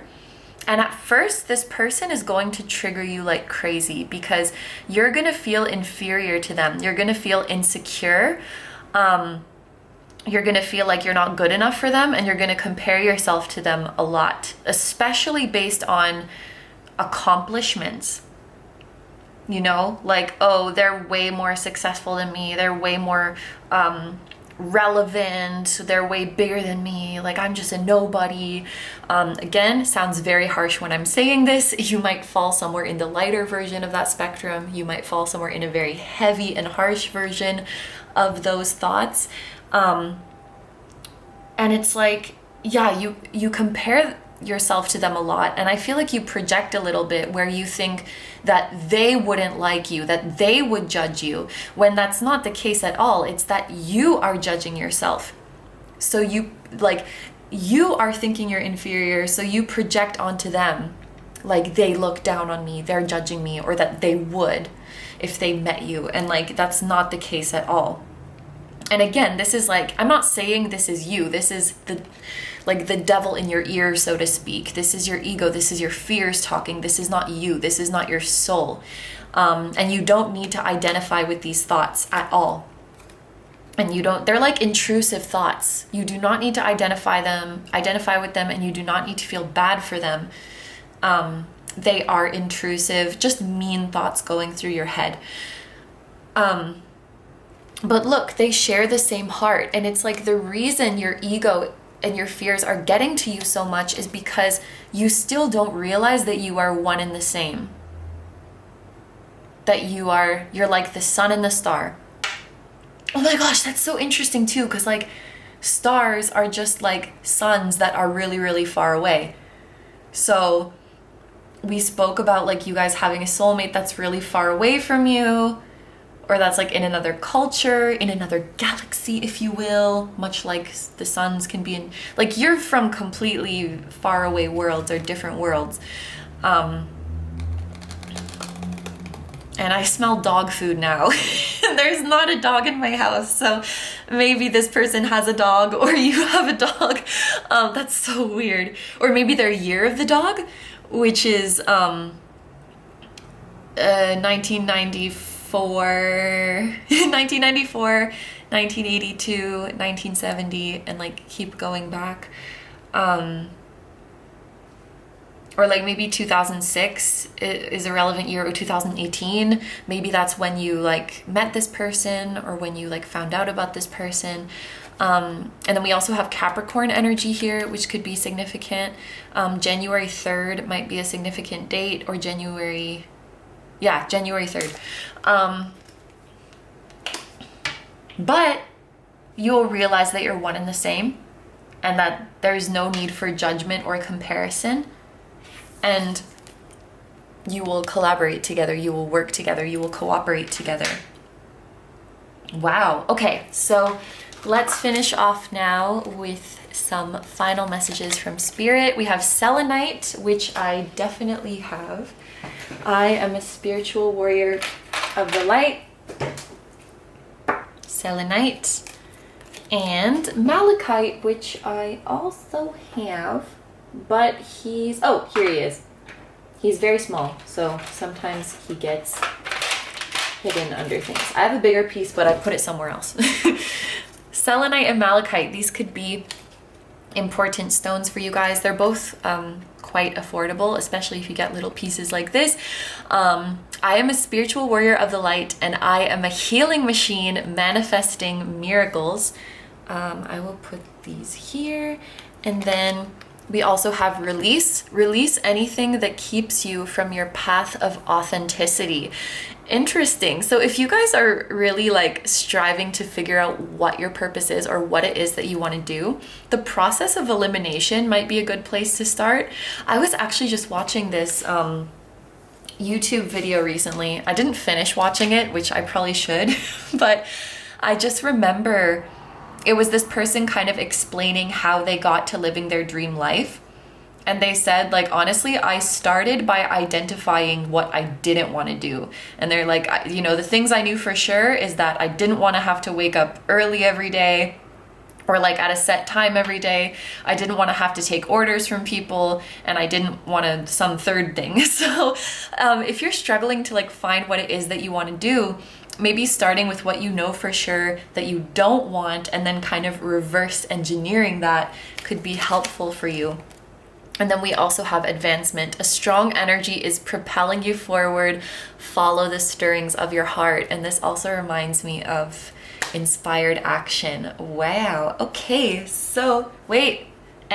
This spells like Mars. M-A-R-S. Spells Mars. I don't know if, or arms, also arms. Maybe your soulmate has nice arms, or you have nice arms, or these goddesses are holding you in their arms. And rams also, it could spell rams. It could also spell something in another language that I don't speak. It could kind of spell like saram, which is person in Korean, if you just put another A. But anyway, so yeah, group number 2, these are all the messages I have for you. So I'm gonna end your reading here. Thank you very, very much for letting me do this reading for you. I hope you have a wonderful day or night whenever you're watching, and I wish you all the best. Please take good care of yourself, stay healthy. Don't forget to like, comment, and subscribe if you feel like doing that. And you can also follow me on Instagram, where I post frequent pick a card readings. And I also have a music channel. The song that you guys heard at the very start of this video was an original song, so if you're interested in listening to the full version of that song or any of my other ones, the music channel will be linked down below for you as well. Group number 2, I'm sending you guys so much love to your spiritual team as well. Once again, thank you so much for being here. I truly appreciate your support, and I will see you guys in the next one. Bye bye.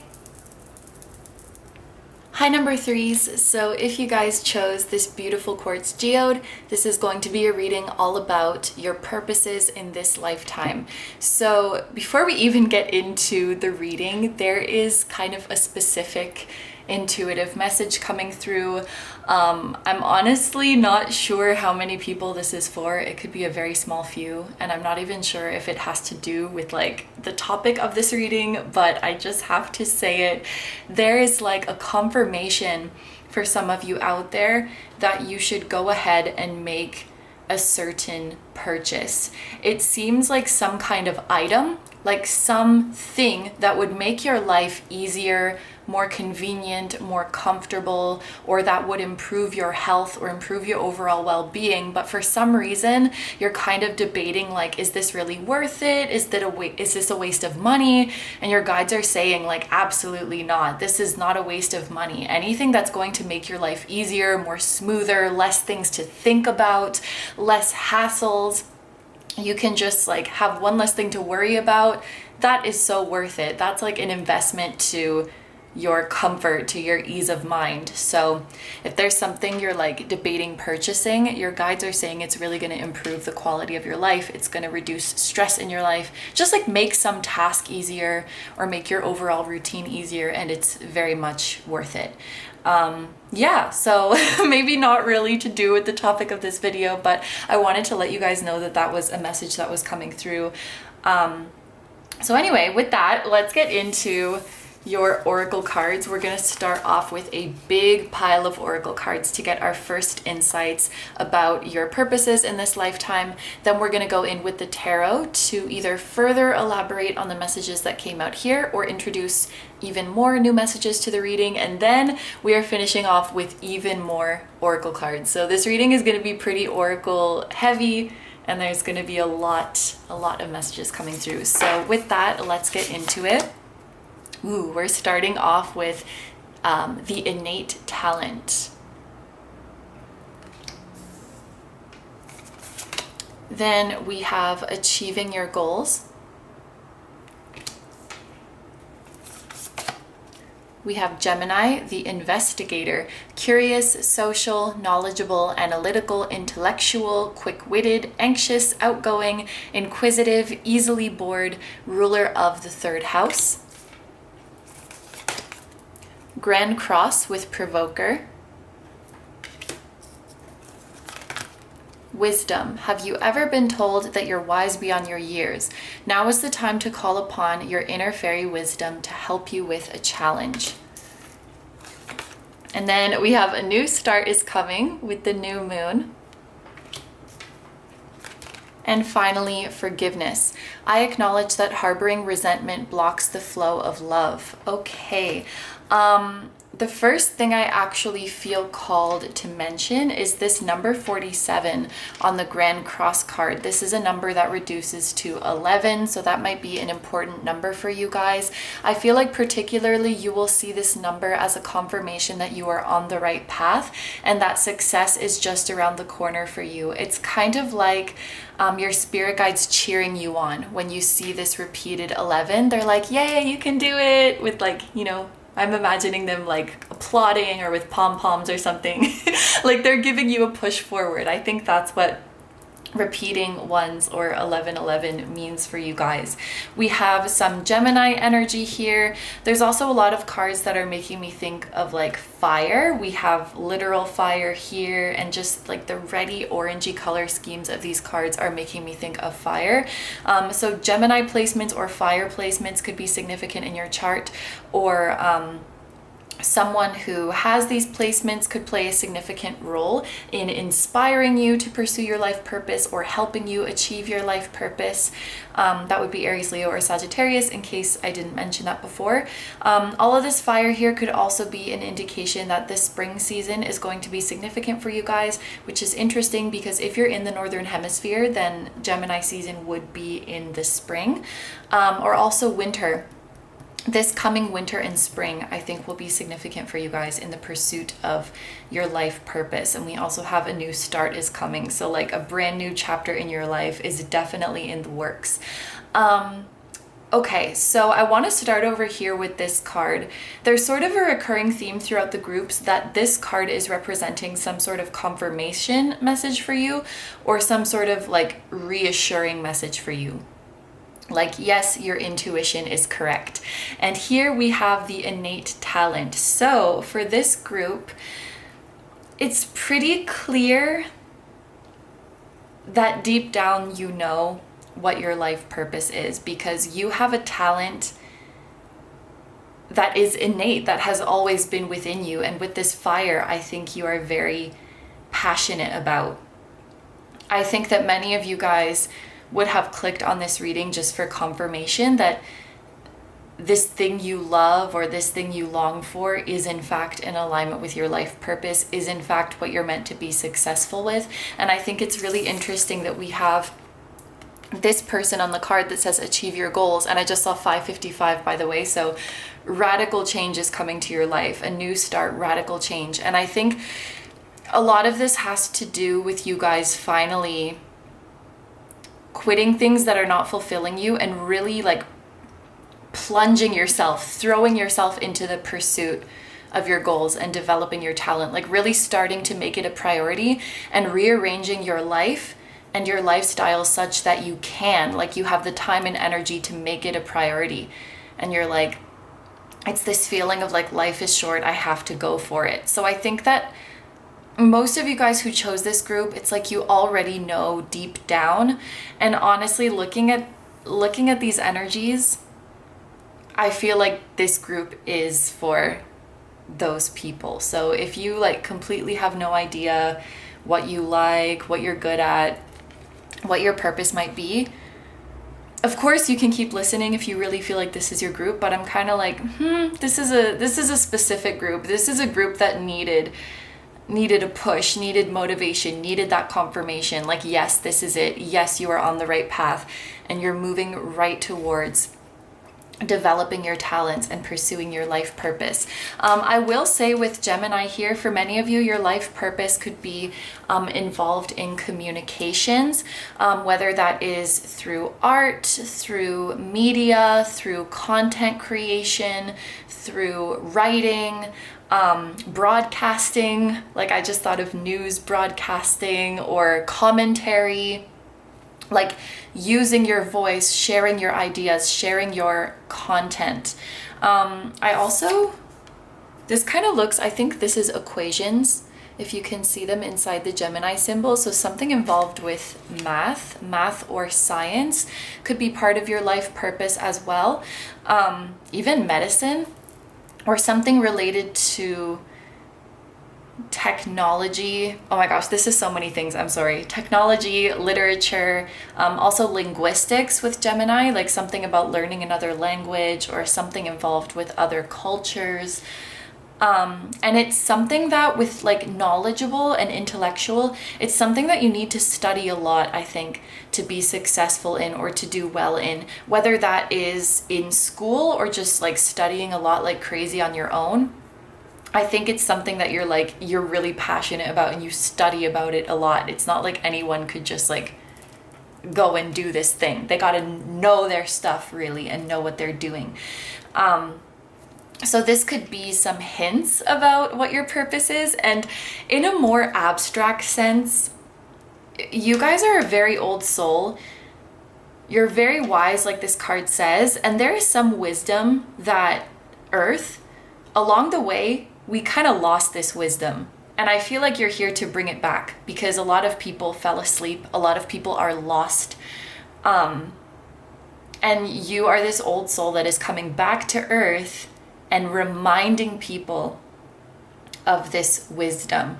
With Gemini and Grand Cross next to each other, I feel like part of your purpose is definitely to shake up the status quos, shake up the popular beliefs and popular opinions of the public, and kind of show people a new way of thinking. I think more than just like, oh, your purpose is this profession, I think what your soul really wants to do is intellectually challenge people, provoke people to see their own biases and to see their own limiting beliefs and their own prejudices and sort of get them to think critically. Like, do you believe this because it's actually true and that's actually how you feel? Or is this just something that was fed to you by society, or just something that we've come to accept because that's how everybody did it before us?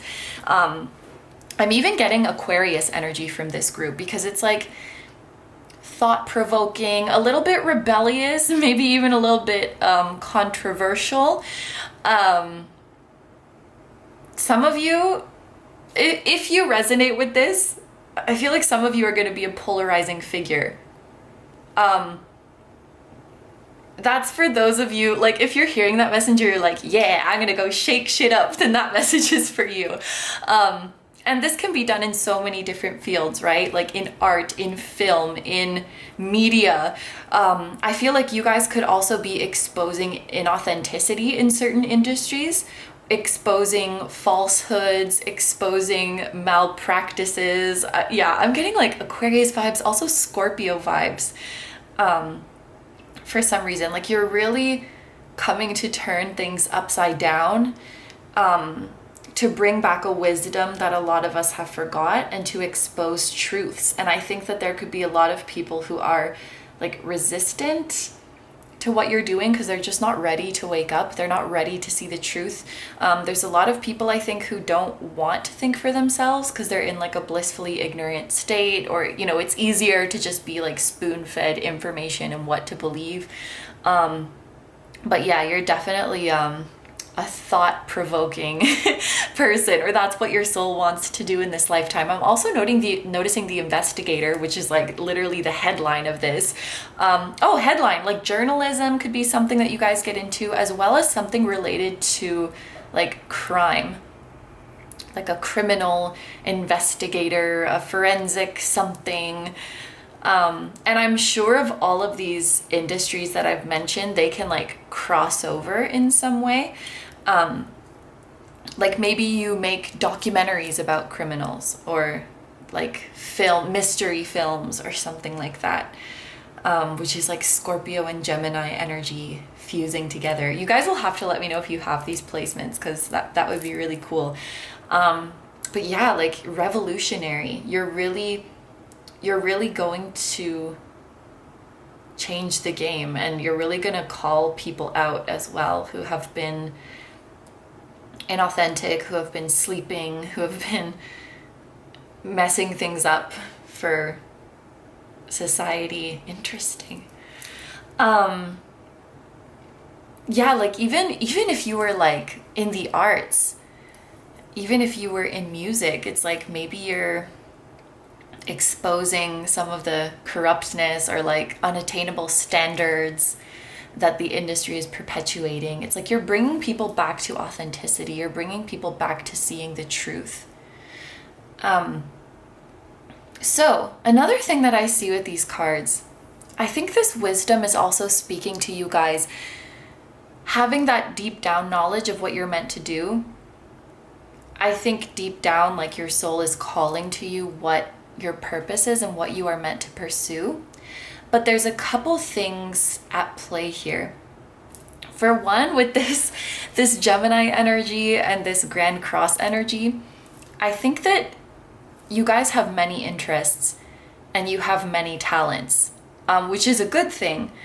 But there is a risk, like if you let all of these interests pull you in all different directions without a lot of structure, there is a risk of becoming like a jack of all trades, master of none. You know, like, oh, I want to study this, I want to study this, I want to do this and this and this. Without structure, if you just let yourself jump from one thing to another at your whim, like maybe you guys easily get distracted or something like that. That could be an issue. And I'm just looking at this person who's making a beeline towards the innate talent, like this one thing that their soul really wants them to do. And I think for this group, it's important, like, at least for now, to recognize that one thing and really focus on it. And I definitely don't want to discourage anyone from like ignoring their multiple interests and ignoring their multiple talents. I just think there needs to be more structure here. For example, like, okay, this is my one main thing and I'm going to work on this like 4 days a week or 5 days a week. And then I can enjoy these other interests as a hobby. Whereas I feel maybe some or many people who have chosen this group are kind of just like floating back and forth between many things. Gemini can have that tendency to like jump from one thing to the next and be kind of indecisive, or easily bored, easily distracted. So I think like consistency, choosing one thing and consistently going after it will be important for this group. And I also see with the Grand Cross, like this is an aspect in astrology that brings tension, because we have these 4 forces that are pulling you equally in different directions. So this can also be like spreading yourself too thin or trying to do too much at once. If you guys, if you absolutely have many things that you want to be successful in, I think then the key is to not try to do all of them at the same time. Because I really don't want to like discourage you from pursuing interests or pursuing passions if you have them. But like structure and order is important. So maybe we just focus on this one for now. And then once that gets off the ground, then we move on to this next thing. I'm thinking of like polyglots right now. Some of you guys might be polyglots, like bilingual, trilingual, or you aspire to speak many different languages. But that's like, if I'm not mistaken, that's a big piece of advice in the language community. Like, you might have 5 target languages that you want to learn eventually, but if you try to learn all of them at the same time, it's going to be very ineffective and you're going to get confused and you're probably not going to end up speaking any of them very well. But if you really focus on one at a time and build that foundation, that requires patience, that requires consistency, but in the long term, it is going to be better. And I think that like patience and consistency might kind of be a problem for this group, which there's absolutely no judgment there because I'm guilty of this too. It's like we just want to do everything quickly. Like I want to do everything at once. And that's kind of hard for a Gemini mind. I wouldn't be surprised if you guys have some like Gemini or air placements that are strong in your chart. I guess even fire, like Aries are pretty impatient like that too. But yeah, like just focusing on one thing and doing one thing at a time. But even so, even for those of you who are passionate about many different things, I just keep getting this feeling like there's that one thing. There's that one thing that really lights you up, that you really identify with. And I think that's what this wisdom is. That's what your soul knows. This is what you've been doing for so many lifetimes. And with this fire and a new start is coming, I feel like many of you have maybe put this thing on the back burner. And then that's also something that's getting in the way, because I think with forgiveness, there may be this feeling of guilt. You know, like this is my thing, this is my purpose, and I let it go to the back burner. And maybe there's a fear of like, what if I start this again and I'm not good at it anymore? Like, do I even deserve to do this anymore if I neglected it for so long? And I think this is about forgiving yourself and allowing yourself to get back to it. I do this with piano a lot. Like, I played it for so many years and I feel like I was pretty good at it and I loved it. And it's just been so long that I'm like afraid to get back to it, because if I'm rusty at it, I just know it's gonna make me so upset. Because it's like, this was my thing. Did I lose my thing? And that sucks. Like, I'm calling myself out here as well. Like, it sucks to have that mindset. Like, I'm sure that piano is just happily waiting for me. And whatever it is, like, your thing is waiting for you. And your thing is not mad at you. And I think you need to forgive yourself if you've been like neglecting what you know deep down is your thing. And if you've been inconsistent with it, and if you haven't been disciplined with it, and if you've lacked structure with it. It's okay. All of these things that I've been saying, it's not to like scold you or be like, how could you do that? It's not like that at all. It's just bringing things to light that hopefully can help you. And if there's guilt that is holding you back from starting something or getting back to something, it's going to further hinder you. Yeah, this is like getting back to something that you used to love so much, that you used to know, like this is my thing, this is my calling, and then life got in the way, or other things that seemed more practical got in the way, or like letting other people's opinions get in your head got in the way.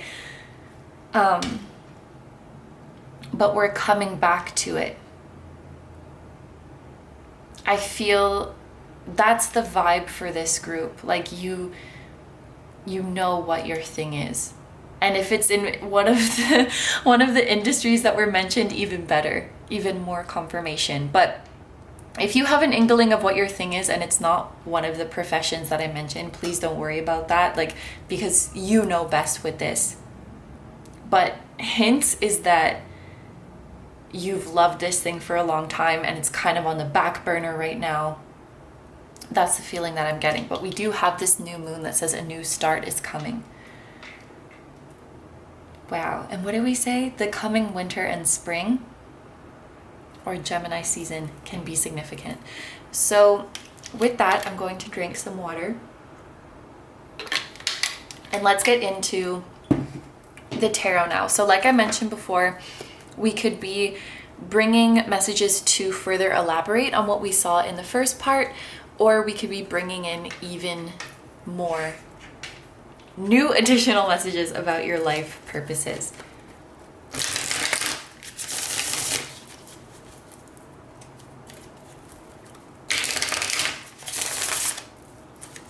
Okay, so group number 3. What else does group number 3 need to know about their purposes in this lifetime?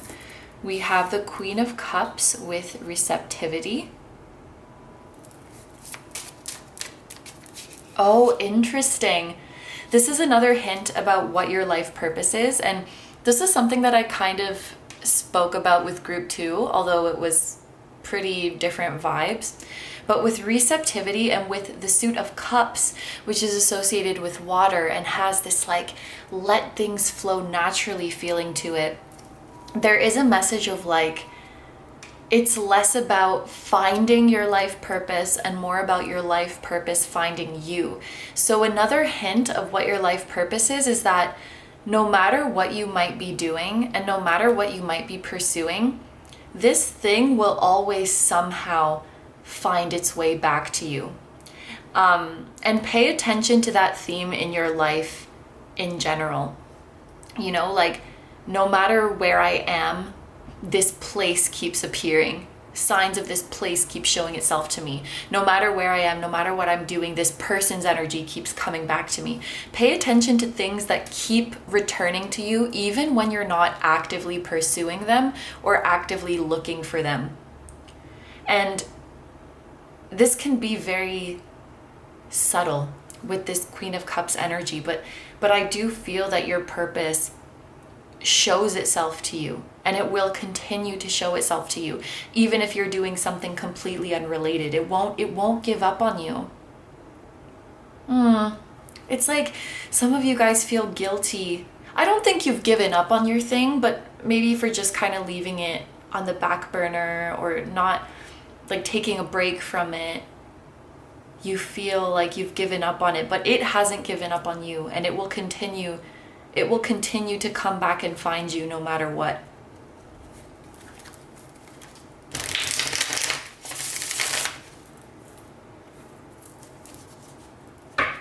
I also feel that the more, with this Queen of Cups, the more you strengthen your spiritual abilities and the more you strengthen your intuition, the more insights will come through about your calling. And I actually see that there are higher beings And we're actually, I forgot to mention this, but this last part of the reading with these oracle cards largely has to do with like who is helping you on this journey, and particularly what higher beings are helping you on this journey.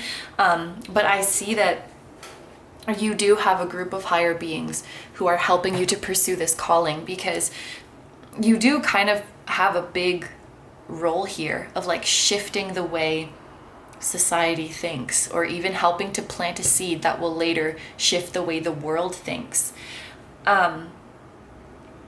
And so you have divine help in this. And I think that the more you strengthen your intuition, the more you will hear from these beings. And this is actually something I wanted to say earlier in the reading and then I didn't. And whenever I do that, it always comes back, which is funny because that's like literally what we're talking about. Even if you ignore it, even if you forget it, it's gonna come back. Meditation could be really, really useful for this group.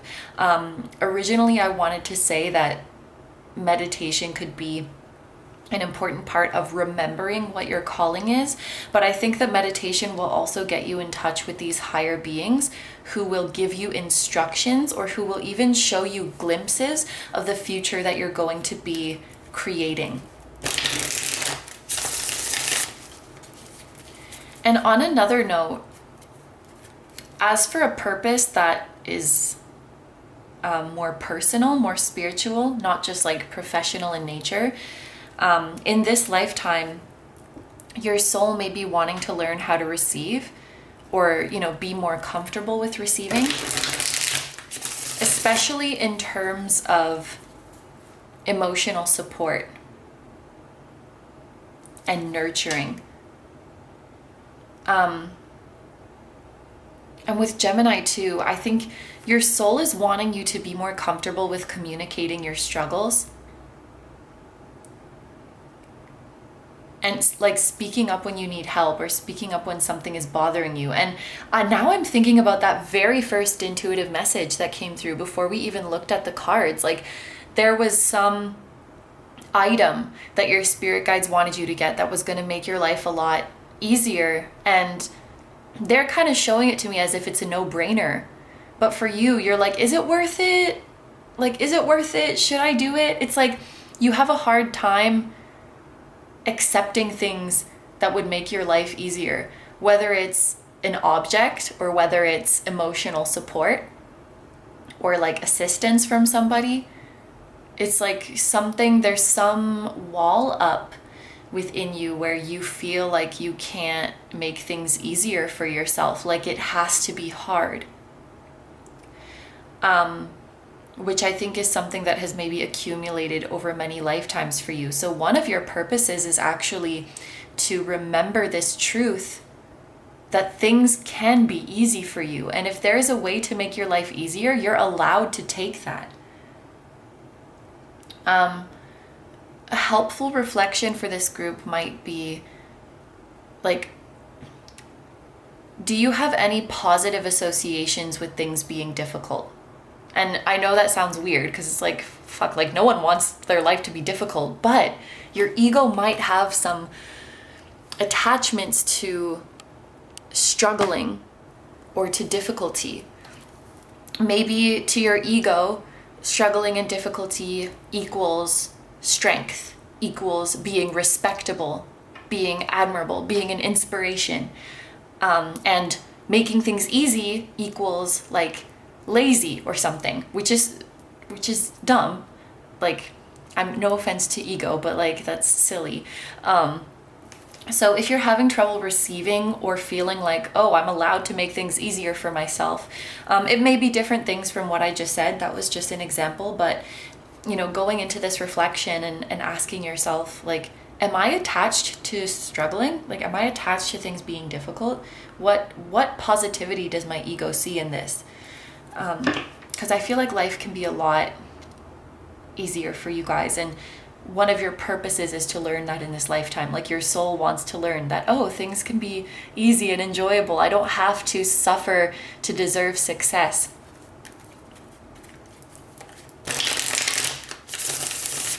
And my healing journey doesn't have to be painful either.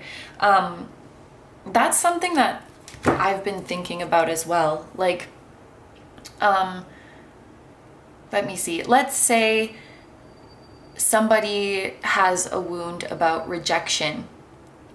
Maybe, like in this case, maybe all you need in order to heal that wound is for someone to show you love and for someone to show you acceptance. Maybe you can heal just through positive experience that proves your previous memories wrong. Maybe you can heal through that positive experience. Maybe you don't have to like sit there and revisit all your negative memories and say like, where did this memory come from? And that's like a type of shadow work I think I've like encouraged a lot. And I think that in some cases it can be useful. But I guess I want to be careful that it's not like the be all end all. Maybe not everybody needs that, or maybe not every case calls for that. Maybe you can heal rejection wounds through a positive experience of being accepted. I think that more heavy shadow work becomes necessary if like, even when the positive things are happening to you, you still can't feel better. But maybe some of your healing is easier than you think, is kind of the vibe that I'm getting.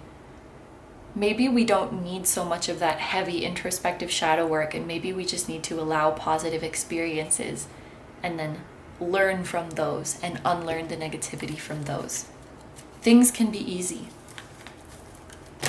That's like the theme for this group. Things can be easy.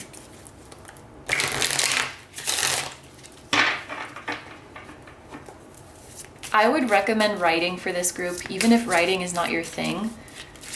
Journaling or even writing short stories could be very healing and eye-opening for you. I just had this image of like, yeah, someone journaling, of course, but like someone writing like a fictional short story, and they're unconsciously writing about their own experience, but they don't really realize it. And then they read it back and go, like they're reading through like, you know, the healing process of this character or like the emotional process of this character. And they're like, oh shit, that's, that's me. And writing in itself could become an eye-opening and healing experience for them. What else do we have? Woo! We have Gain with 9 of Pentacles. This is the second time that this has come out. And I feel like every group has gotten something about abundance, which I love. This is an abundant community. We all have abundance as our birthright, which is awesome. And I actually didn't think of this when it came out for the other group, but this looks like the Superman, the Superman symbol. And so I'm thinking of like superhuman powers, and you have the Queen of Cups. So this is clearly, we have psychics in the building for this group. Oh my gosh, with Gemini and the Queen of Cups, I feel like you guys will be excellent channelers. Yes, like your spiritual abilities paired with communication, you guys could be excellent mediums or channel messages from higher beings or get in contact with the higher selves of those who are living or dead. That makes sense because you're an old soul who's like, you're here to bring wisdom to this earth that some people are ready for and others are not, but you're going to bring it anyway. Yeah, some of you might have purpose that is tied to your spiritual gifts, like a spiritual healer, a spiritual reader, an energy worker, or if you're in a non-spiritual job, you could be implementing your spiritual gifts there. But definitely one of your purposes too, it was to discover your psychic gifts. Also yoga instructor is coming to my mind. And also the word shaman. Oh, and that starts with an S. But 9 of Pentacles is a huge indication of self-employment or having a lot of independence in your job.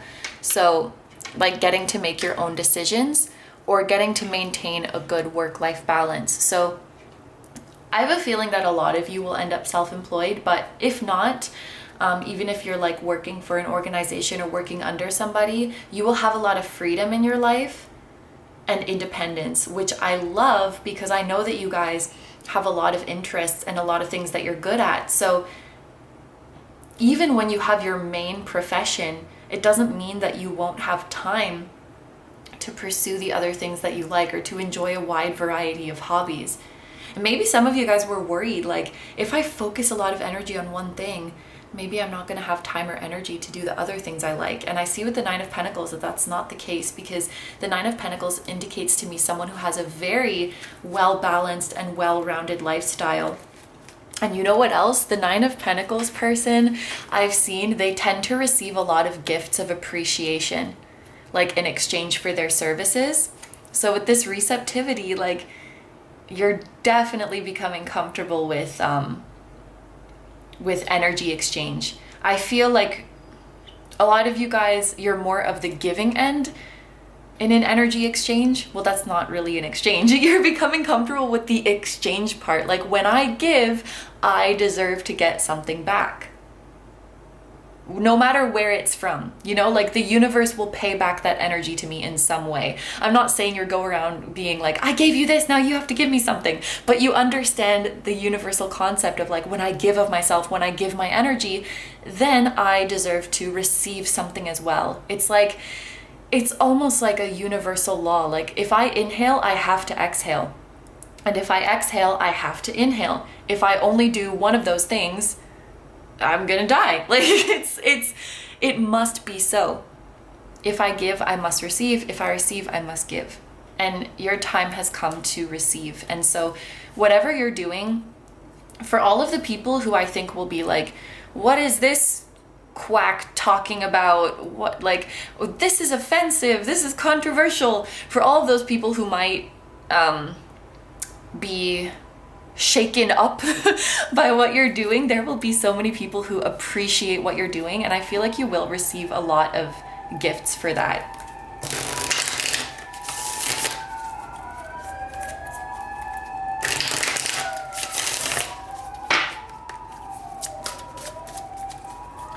It's funny too, for this group, for some reason, I feel like reshuffling the deck every time I pull a card, which I wasn't doing for the other group. So it's kind of reminding me of that message of, like, doing things one at a time, not trying to do everything at once. Ooh, we have the King of Swords with control. So we have a king and a queen here, and a Nine of Pentacles. And we were just talking about, like, self-employment. Because you're coming through as a king and a queen, you know, this is ruler energy. So yes, this is you being, like, at the top of the ladder, being in a top position, and really having control over your life. I also love that we have both a masculine and a feminine entity, as well as, like, a rational, logical, and an emotional, spiritual entity. That shows that you're really achieving a state of balance and harmony within yourself, which could also be a part of your life purpose. Balancing out your masculine and feminine energies so that they can coexist, as well as balancing out, like, your head and your heart, your logical, rational side and your spiritual, intuitive side. And I feel like, ooh, the other hint for you guys of your purpose is that it's something that, like, inherently you need both of these to be good at it. So I'm just going to use, like, piano as another example.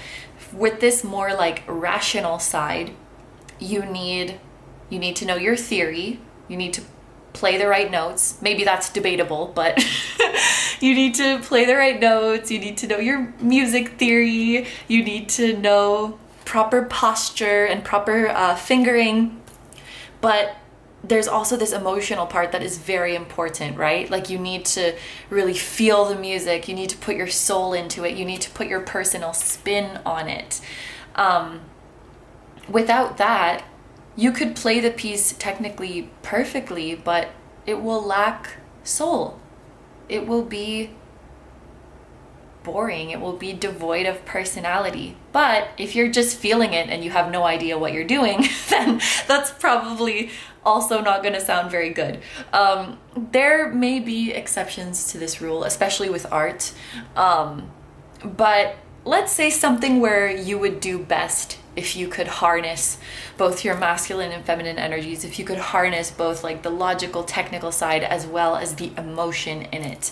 And whatever you're doing, you will not have to stifle one or the other to be successful. And maybe that message is coming through because you guys have been in careers before, or maybe you're currently in a career where you really, really have to stifle one of these. I feel like especially you guys would have to, like maybe you've been in careers or are in one where you have to stifle your emotional side, your spiritual side, your intuitive side, and it's very like go in, follow the rules, do things in this order. Like it's almost mechanical. And both of these energies are great, but only when they coexist. At least I really feel that way, and I think your soul wants to really attain this balance in this lifetime. King of Swords could also indicate you guys being some sort of like counselor or consultant, but you will definitely be an expert in what you do. And also, I very often see the King of Swords as a well-liked leader. And Nine of Pentacles is someone who's also well-liked and appreciated. So yeah, you're definitely going to be very well-liked. And I'm also noticing like the 3 crowns stacked on top of each other. You guys might have like 3 titles, you know, like PhD, MBA, and Sir. I don't know, just like 3 qualifications. Let's say it that way. 3 different qualifications. This could also be a sign that there's 3 beings who are trying to communicate with you, because the crown is making me think of a crown chakra, which when you're communicating with higher beings and when you're receiving downloads, your crown chakra is lit up. So there could be 3 beings coming in. And then we have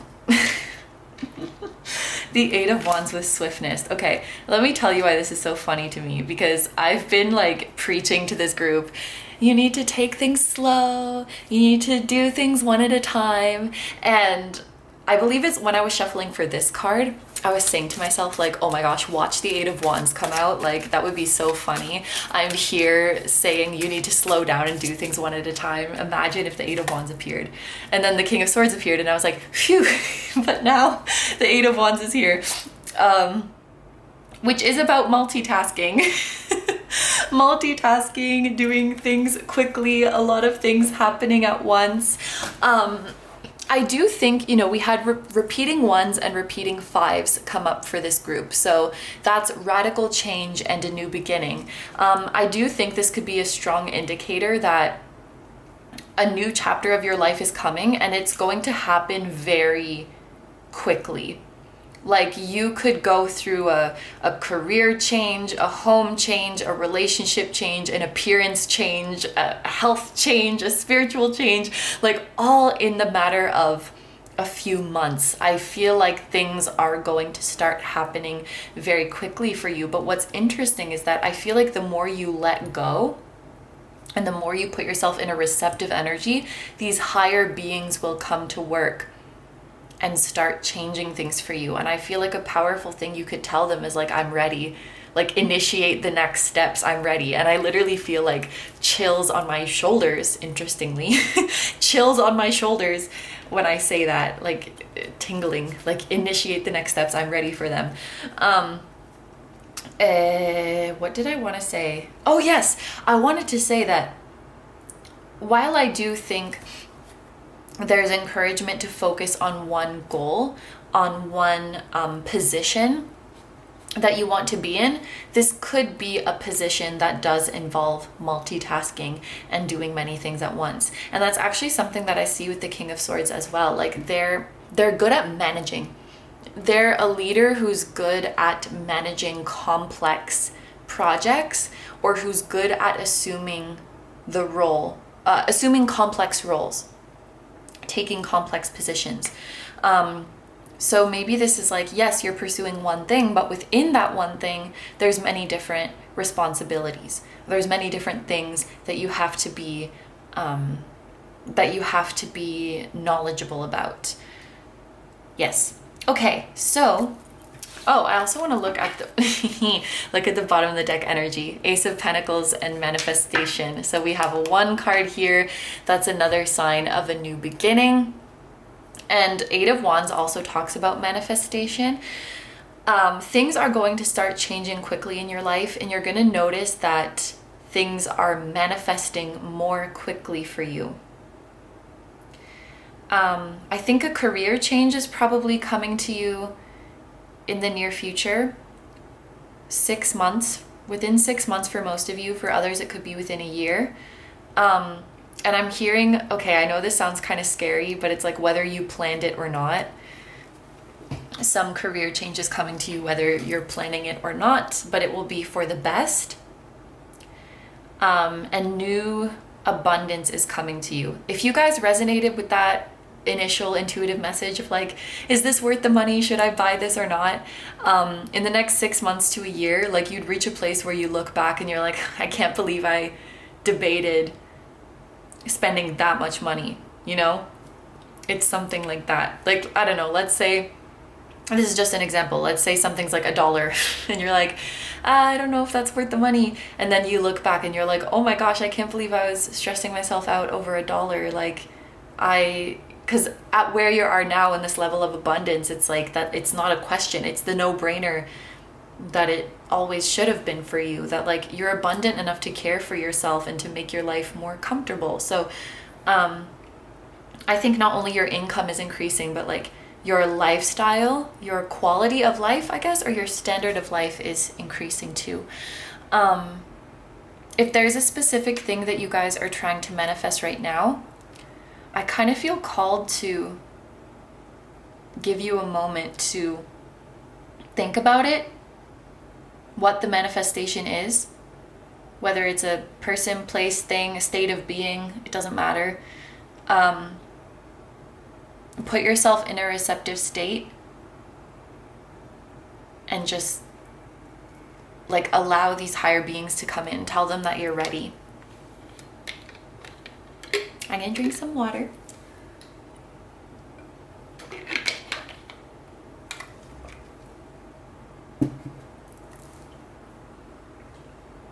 Okay. Of course you can do this after the reading too, but I just felt like giving a little moment. It wasn't very long, but you know, we don't have all day. So I'm sorry, yeah, but please, if you feel called to do it after, to think about a specific manifestation and ask them or allow them to come in and bring it to you, I'm sure that they would love to connect with you as soon as possible. So for the final oracle cards and tarot cards, which I forgot about in group 2 as well, we are gonna see who is helping you. So what higher beings are helping you and what people will help you in the pursuit of your life purpose. And then we're going to look at some last messages from Spirit for you on this journey. So we have Rhiannon, who is a goddess, and it says imaging. I guess imaging is probably something like visualization, imagining what it is that you want to manifest, which is really funny because we just finished doing that. And we also have the number 32, which reduces to 5. There's that radical change number again. Yeah, I think that's probably what imaging is talking about. I can't think of anything else that it would be. So that's kind of spooky. So maybe this goddess Rhiannon is the one who will help you manifesting your desires. I believe, please correct me if I'm wrong, I believe that she is like a symbol of fertility and life and creation and maybe also death, if I'm not mistaken. If anyone is more knowledgeable about Rhiannon, please feel free to educate me and us in the comments. But I think it's really cool that we have the numbers 1 and 5 again, like new beginnings and radical change. And Rhiannon is saying, I will help you. You just give me the word, you know? And it's so weird. I feel like a tingling in my shoulders and upper back. when I connect with this energy. I don't know if it's something, and like my upper arms too, I don't know if it's something like an energetic back rub or something like that, but yeah, like leave it to me, or just ask me, just say the word, like I got this. White owls, or owls in general, could also be an important symbol for you guys. If you are 32 or 47, or if you're coming up on those ages, that could be a significant time for you as well. I don't know if anyone is 14 watching this. Oh my gosh, that's 5 again. 32 reduces to 5, 14 reduces to 5. So this reading just has change written all over it. Funnily enough, for this being, while I felt a sensation in like my upper back, upper arms, shoulders, for Archangel Jeremiel. God bless the Japanese alphabet, because then you can actually tell how to pronounce things. Jeremiel, at least that's how it's written here. And it says live in the now. But yeah, when I sit with this energy, it's more of a sensation in my throat, or like in my neck area, as well as my forehead. And it feels more like a warmth rather than a tingling. I don't know if that's something you guys will experience as well. If you do, that would be really interesting. But those could be physical sensations that like these higher beings give to you, to let you know that they're around. And I like how these go together, like imaging, which I think is like visualization, and living in the now. It's that idea of like imagining what it is that you want to manifest, and allowing yourself to feel the emotions as if it's here right now. So these are the two beings that will help you, Rhiannon and Archangel Jeremiel. And then I want to shuffle this tarot deck as well to see what people will help you. So we have the World. This will be, the word idol is coming to my mind. That's kind of a strong word, but someone you look up to, someone who inspires you, someone who you see, and this is probably someone you already know if these are the descriptors we're giving. Someone that you see as like having it all together, as being very accomplished, someone that you aspire to be like. They could be, the World could indicate that they're physically far away from you, or it could indicate that there's something of a public figure, or both. But yeah, this is someone who's like, idol is such a strong word though, but it's like you really admire them, and you would really like to be like them or do something similar to them. So for many of you, it will be the inspiration that you receive from this person is really going to propel you forward. You don't necessarily have to like meet them or come in contact with them for this to work. Like they're going to activate you regardless.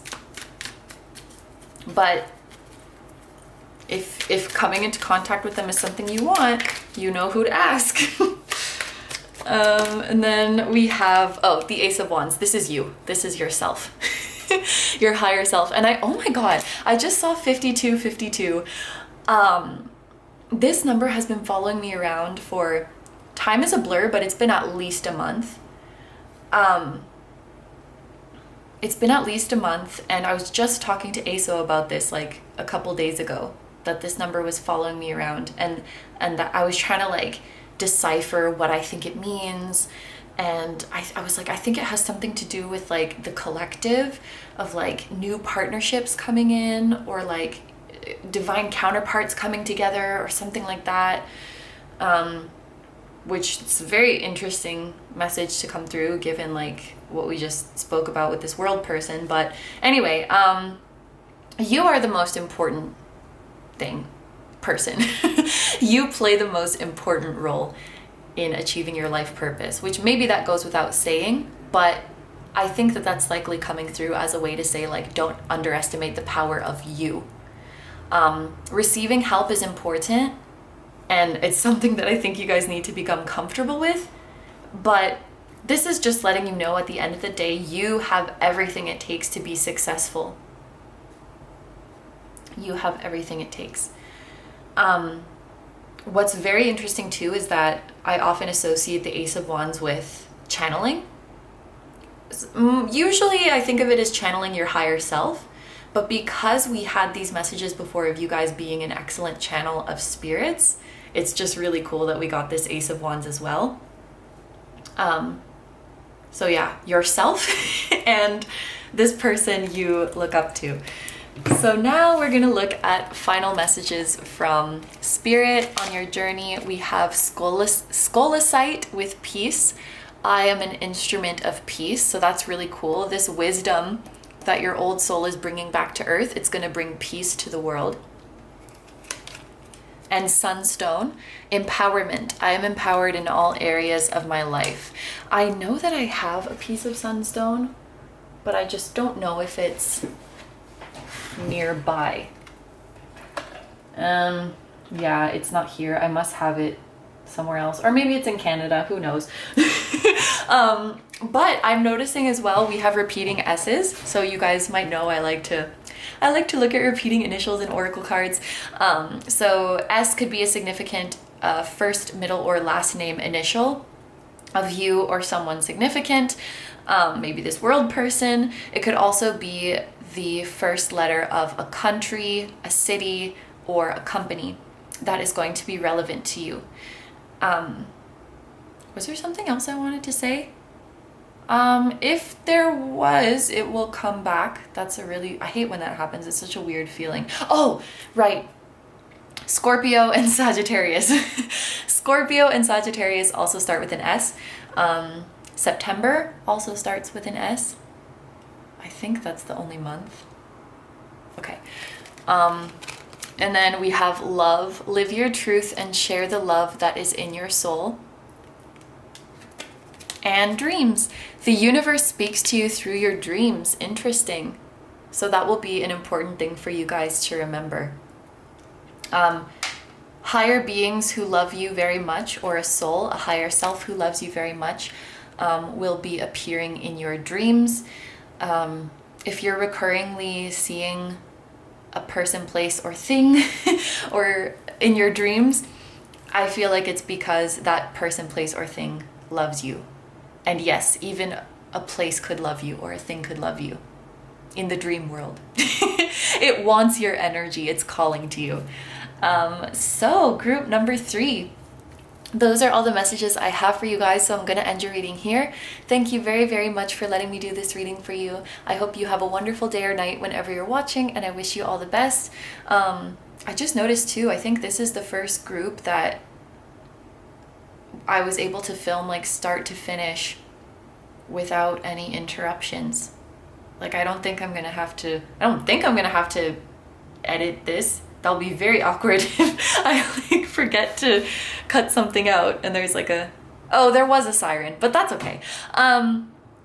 Anyway, group number 3, thank you very, very much for letting me do this reading for you. I hope you have a wonderful day or night whenever you're watching, and I wish you all the best. Please take good care of yourself, stay healthy. Don't forget to like, comment, and subscribe if you feel like doing that. And you can also follow me on Instagram, where I regularly post pick a card readings. That will be linked in the description as well as in the pinned comment. And I have a music channel. The song that you guys heard at the very start of this video was an original song, so if you're interested in listening to the full version of that song or any of my other ones, the music channel will be linked down below for you as well. Group number 3, I'm sending you guys so much love, and much love to your spiritual team as well. Once again, thank you so much for being here. I truly appreciate your support, and I will see you guys in the next one. Bye bye! Hi number 4s, so if you guys chose the Bismuth, this is going to be a reading all about your purposes in this lifetime. So there is an intuitive message for you guys before we even get into the cards. I feel like most groups have had an intuitive message at the beginning, which is kind of fun because that doesn't happen all the time.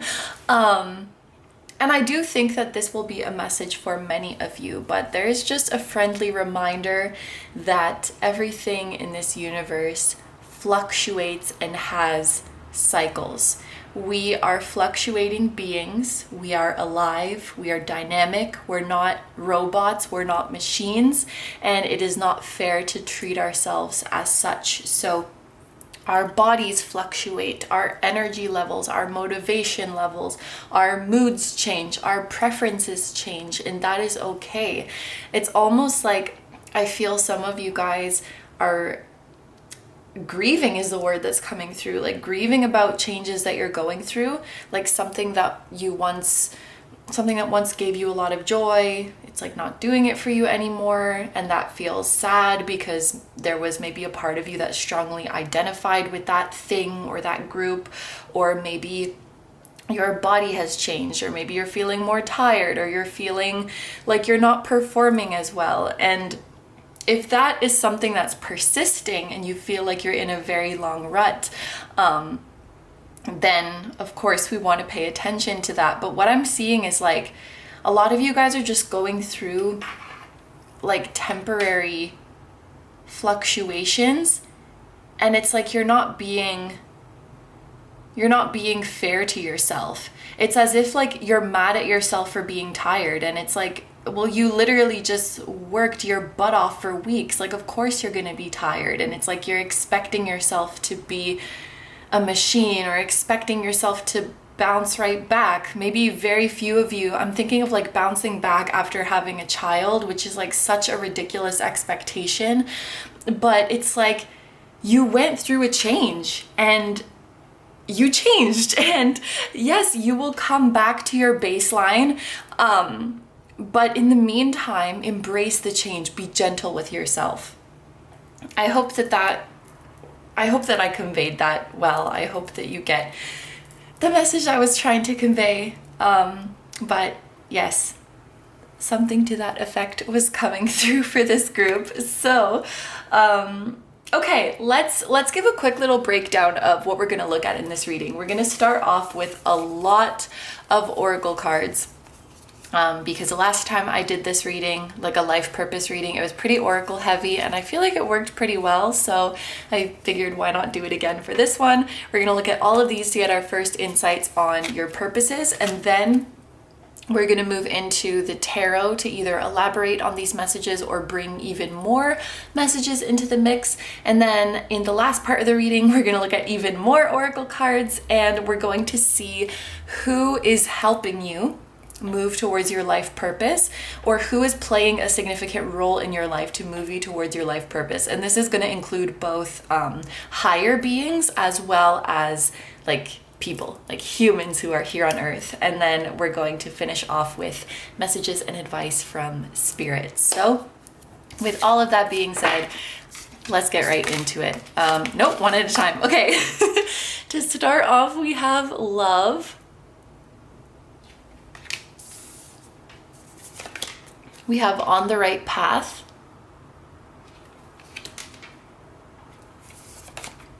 Juno with the message commitment, marriage, long-term relationships, fulfillment, compatibility, give and take, loyalty, partnerships, intimacy needs, soulmates, unions, and June. Then we have Jupiter with abundance. Protect your dreams. You are the guardian of your precious dreams, and they are safe in your care. Keep them close to your heart until you're ready to release them. And then we have a personal issue reaches resolution with the full moon in Cancer. And finally, perseverance. I know that I can do whatever I set my mind to. Okay, so right away I am noticing some repeating initials, which I like to check for. We have protect your dreams and perseverance. So P is a repeating letter.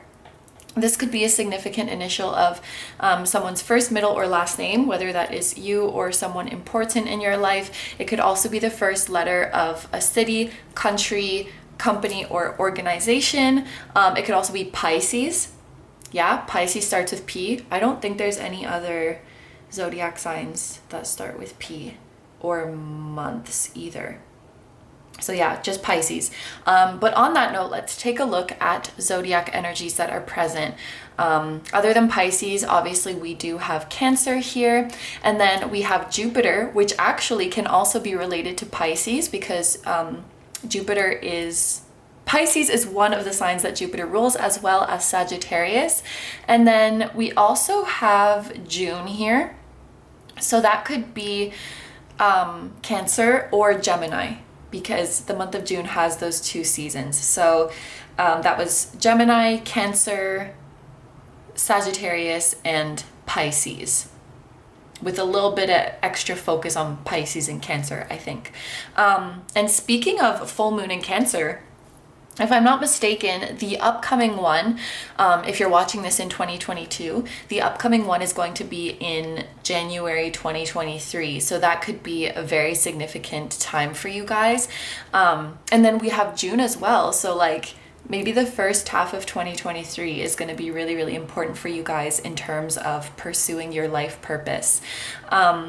With Jupiter here, and I'm so happy, like everybody's group has something about abundance and prosperity. And I'm really, really happy to see that. It's like we all came here to experience abundance and to feel security, or everybody who's watching this video. Like I want to confirm to all of you that abundance is in your destiny. It is in the script of your life.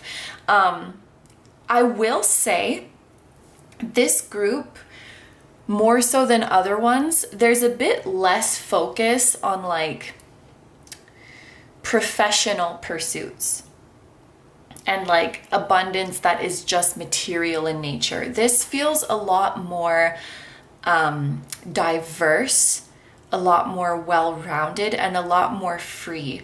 I feel like in a lot of the other groups, maybe all of them, there was like specific professions coming up, and like, yeah, you're gonna like work hard and make money and be successful, and maybe you're gonna do this. And for this group, I think maybe for the first time, I'm not seeing like one specific profession, or that your soul is really focused on like ambition and professional goals. I feel more like your soul just wants to be free, and your soul just wants to love and be loved and spend a beautiful life with their loved ones, and like see the world and just make beautiful memories. Like it's a very simple calling, I think, that your soul feels. Like, I just want to enjoy my time on earth. Now that I think about it, most of the zodiac signs that I brought up before are mutable signs. Pisces is a mutable sign, Gemini, Sagittarius, they're all mutable signs, which indicates something that is not fixed, right? It's something that can change. And so I feel like throughout the course of your life, you might work many different jobs. I feel like one thing that's definitely in your purpose is to travel the world, like to see many, many different places. Some of you guys might not even settle down in one specific place. You might live for like a few months or a few years in different parts of the world. Or if you do have a fixed base, I do see you going on a lot of trips around the world, which is also a hint that you would be abundant if you're able to live a lifestyle like that. But yes, definitely seeing the world, learning a lot, definitely with the Sagittarius and Jupiter energy as well. It's really sweet. It's kind of like your soul is a tourist here on earth, and it's like, I just want to enjoy my trip here. I want to see all the sights. I want to do all the things. I want to fall in love. I think love is very important for your soul as well, because obviously we have this love card. Oh, for some reason the image of this card makes me kind of sad. And I don't know, just this person sitting alone under the tree. It looks like they're just like waiting for their companion to show up. Like, I wonder, did they get the memo? Are they coming? Maybe they just got lost. That was just the feeling I got looking at that. And I don't know if it's just me, but this person kind of looks like a child. So I feel like love has been very important to this group for as long as they can remember. And I feel like you guys have felt like there's really special love out there for you, and that is absolutely true. We also have Juno, which is talking about commitment, marriage, long-term relationships, soulmates, unions. I feel like that's a big part of your calling as well. Not to end up with any one specific person, but just to feel love in this lifetime, and like to feel the joy of giving your heart to someone and them giving their heart to you. With that being said, I do feel like you have a lot of beautiful soul connections out there in this lifetime, both romantic in nature as well as platonic. But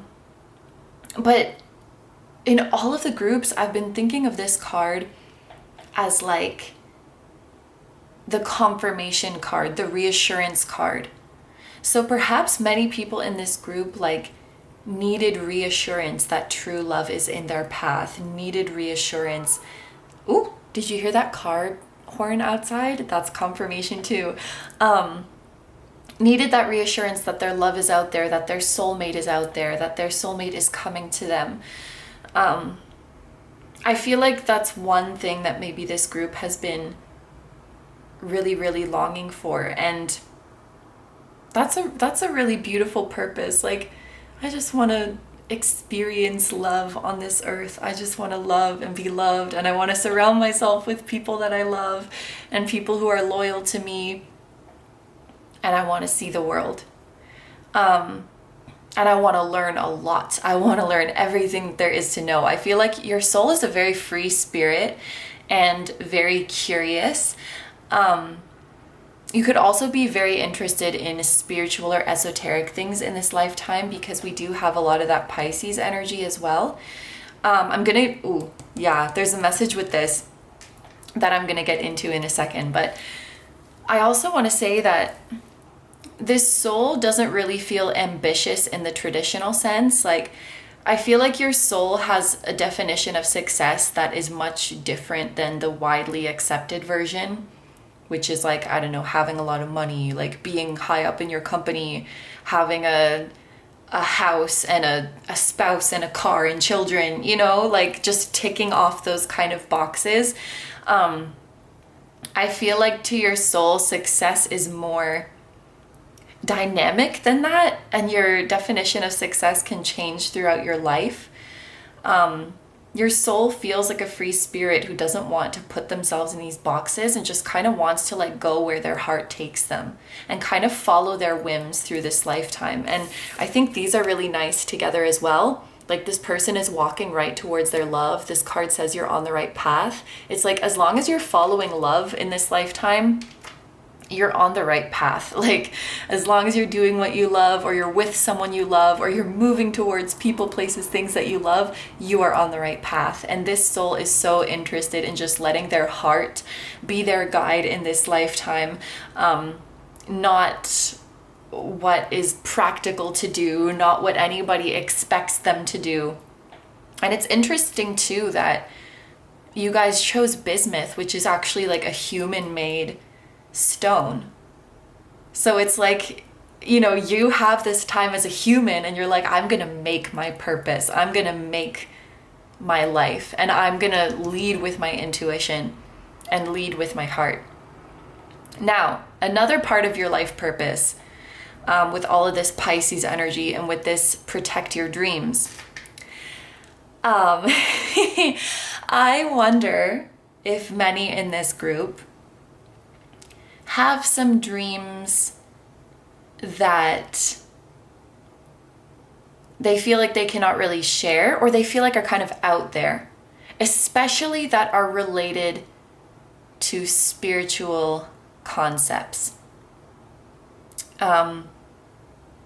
How can I explain it? It's like dreams that you have received a lot of intuitive insights about, a lot of messages about, a lot of synchronicities about. But maybe if you were to divulge this to someone, this is what I'm dreaming of, this is what I believe, this is what I've been shown to be in my path.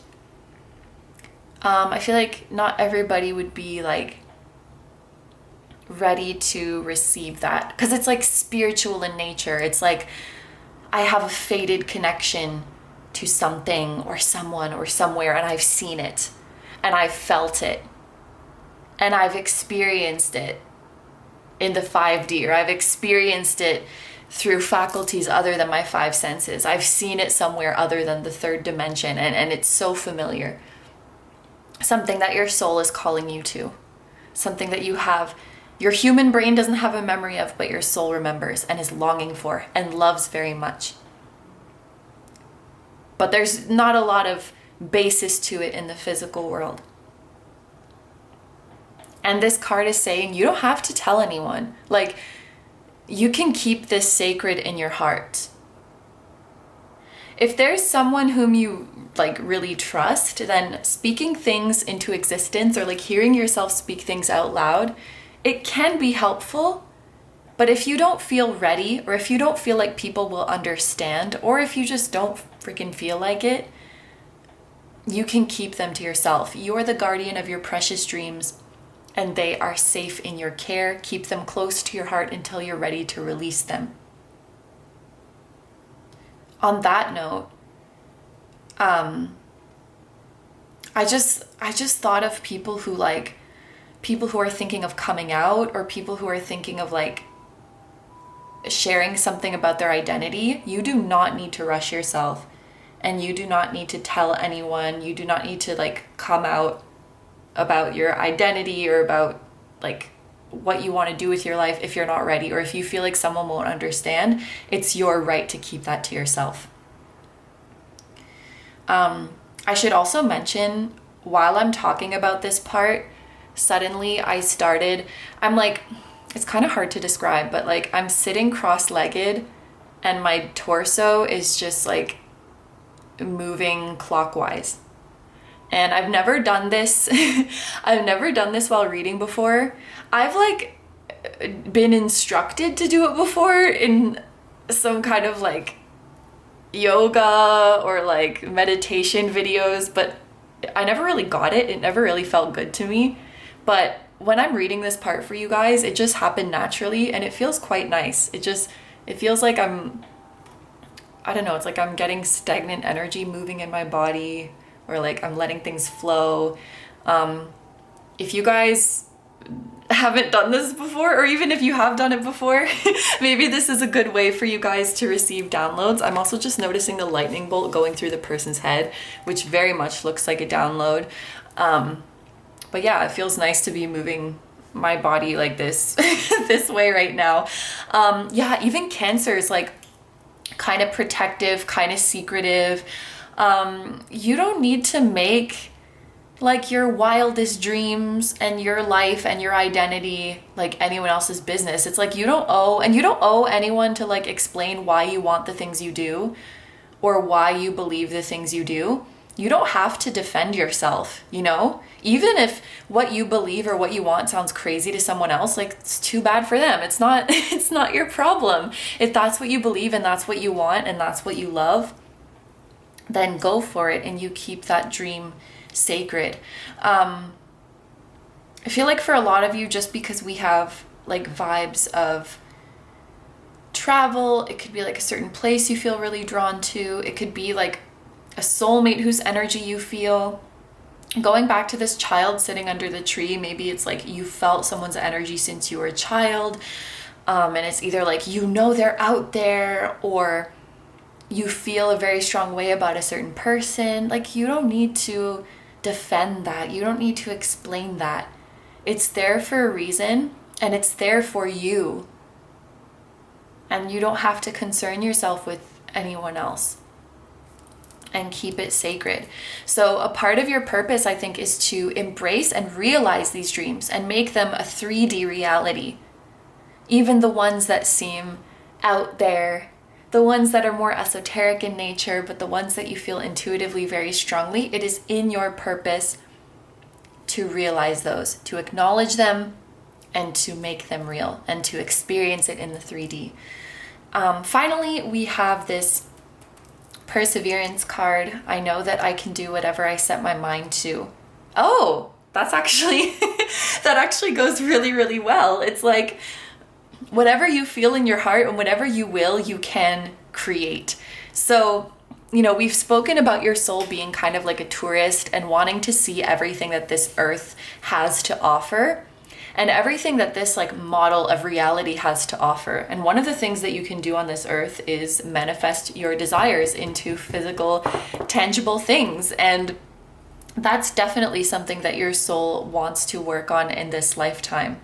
With the personal issue reaches resolution, I very strongly feel that this is just about like achieving inner peace, which you can see as we go through these energies. A lot of the things relating to your purpose are not, they're not like material, they're not professional, they're like spiritual in nature, they're emotional in nature. They're just about like feeling peace and love and joy.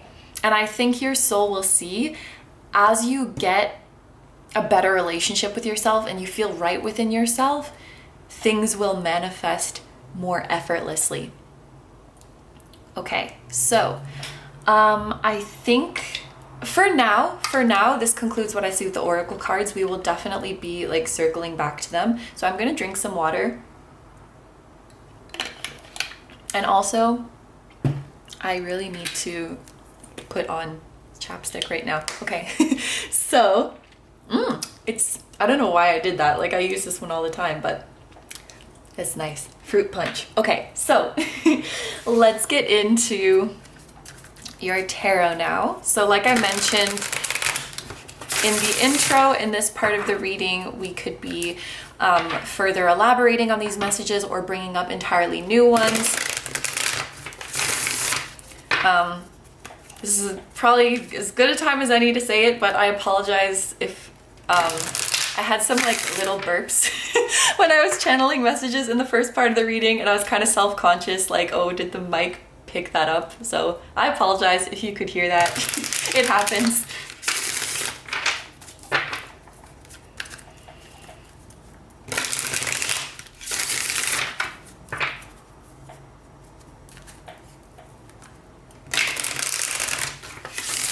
I think like moving your body is very therapeutic for this group, but it's more like gentle movements. If you're into strenuous exercise, if that's your thing, go for it. But you know, we often talk about like exercise relieves stress and exercise gets the energy moving in your body and, you know, helps you connect to your intuition. That's all true, but it doesn't need to be like a super hard workout. Even just like walking, stretching, swimming, moving your torso clockwise, which I'm still doing it. It feels nice.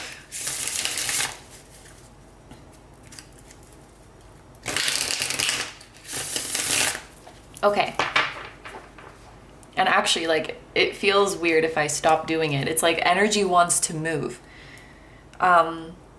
Anyone watching this right now who's in like a stagnant situation, I feel like the energy is starting to move. Stale energy is starting to move. A message actually coming through, as simple as this purpose might seem, and I almost kind of want to put like finger quotes on simple, you know, like I want to be happy, I want to find peace, I want to experience all the world has to offer, I want to love, I want to make memories. That takes a lot of bravery, and it's not easy because you need to be actively releasing and walking away from everything that is not that does not bring you peace, that does not make you feel love, that does not make you feel free. And let me tell you something.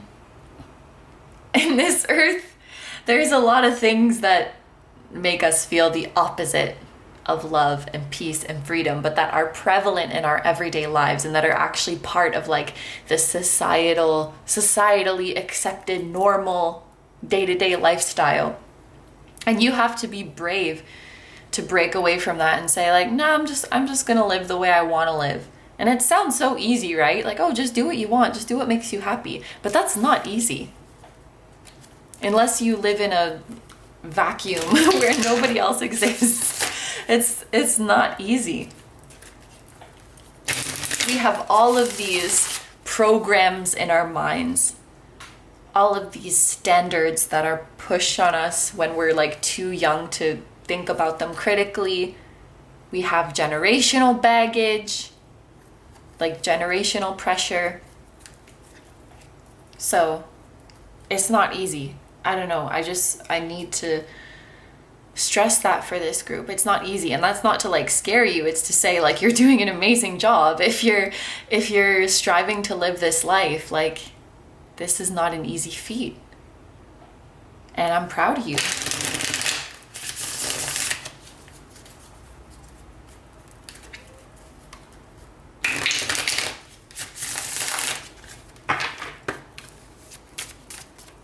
Okay, what else does group number 3 need to know about their life purpose?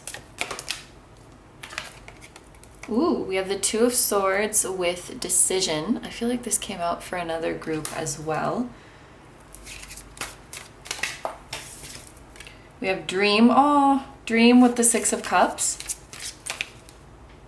Wow. I wasn't really thinking about it for the other groups, but for this group, it's quite interesting, like, how the tarot card comes out under the oracle card. Not the hangman, I don't know why I said that, but I'm gonna keep a note of that, which is also Pisces energy.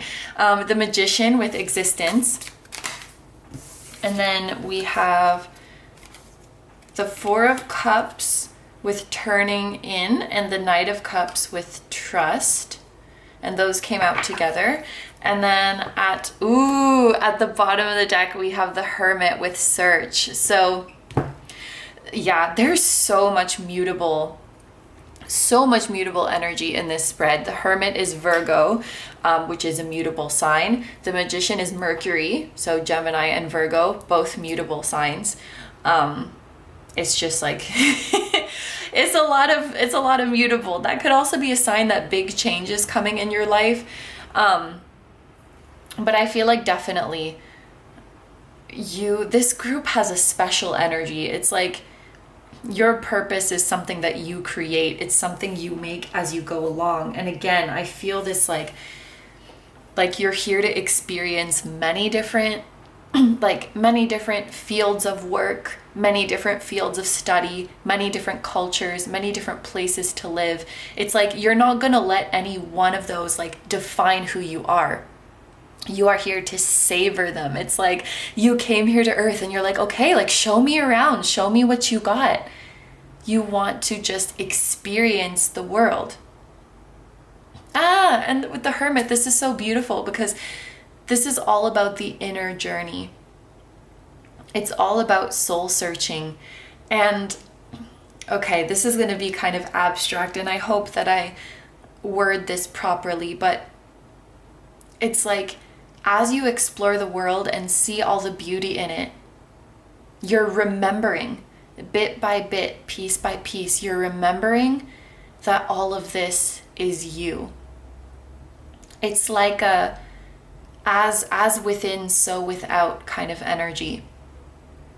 As you journey further within yourself, you see more beauty in the world. And as you explore more the beauty of the world, you know yourself deeper. So it's like you realize, I am the world is me. I am the universe is me. You're like here to essentially experience the beauty of yourself. Because as you move through this world and feel all the joy and feel all the love,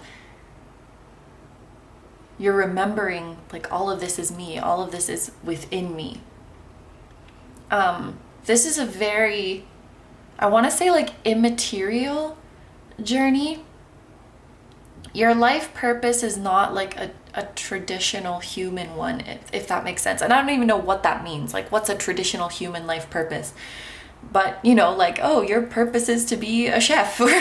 Like, it's very spiritual in nature. It's on another level.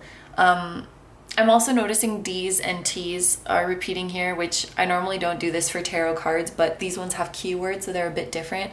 D and T could also be important first, middle, last names, or country, city, company, organization names like Denmark, Tokyo, Toronto, Thailand, Turkey. Anyway, I think you get the point. For some reason, names of places seem to be like important there. Yeah, anyway, so I was gonna say Daegu. So where was I going with that? Okay, anyway, let's move on to, let's just go through these cards in order now. So yeah, I'm really feeling like paying attention to the oracle cards that are above, which, like I mentioned, I didn't do that for the other groups, but we have decision with Two of Swords, and then above that we have on the right path. And we've spoken about like big change coming in your life, stagnant energy is moving. We even saw that the first half of 2023, or let's say the first half of the coming year is going to be significant. So like if you're watching this in the first half of 2023, this half of the year is significant. But if you're watching it later, it's like the first half of the next coming year, if that makes sense. Sorry if I made that more complicated than it needed to be, but I also want to mention that, ooh, with these two cards next to each other, this is Scorpio Sun and this is Libra Moon. So that's very specific placements, but you or someone significant could have a Scorpio Sun and a Libra Moon. Just mentioning that. And then also, this is Moon in Cancer, and this is Moon in Cancer. So Cancer moons and Libra moons might be significant. Also Jupiter in Virgo.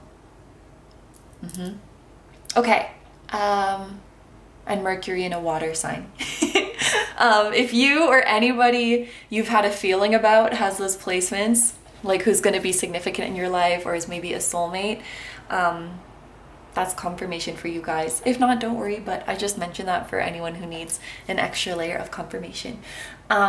Yes, okay, so back to this decision card. I think it's really interesting that it comes out with the On the Right Path card, because the Two of Swords can indicate something of a crossroads in your life, and we've spoken about sort of like a new beginning or a change coming in your life. And like your soul is craving for something that cannot be measured and that cannot be compared and that is not tangible. And so for some of you guys, this shift is like the realization that what most people are pursuing will not feed my soul. Like my soul is craving for something more. It almost feels like you're breaking free from the matrix, so to speak. Like this lifestyle and these goals that have been prescribed to us, and like we don't challenge them, we just blindly pursue them. And you're like, what if I want something different? For some of you guys, you know, we've spoken about your soul being like really like free-spirited, carefree, wanting to explore, wanting to live an unconventional life.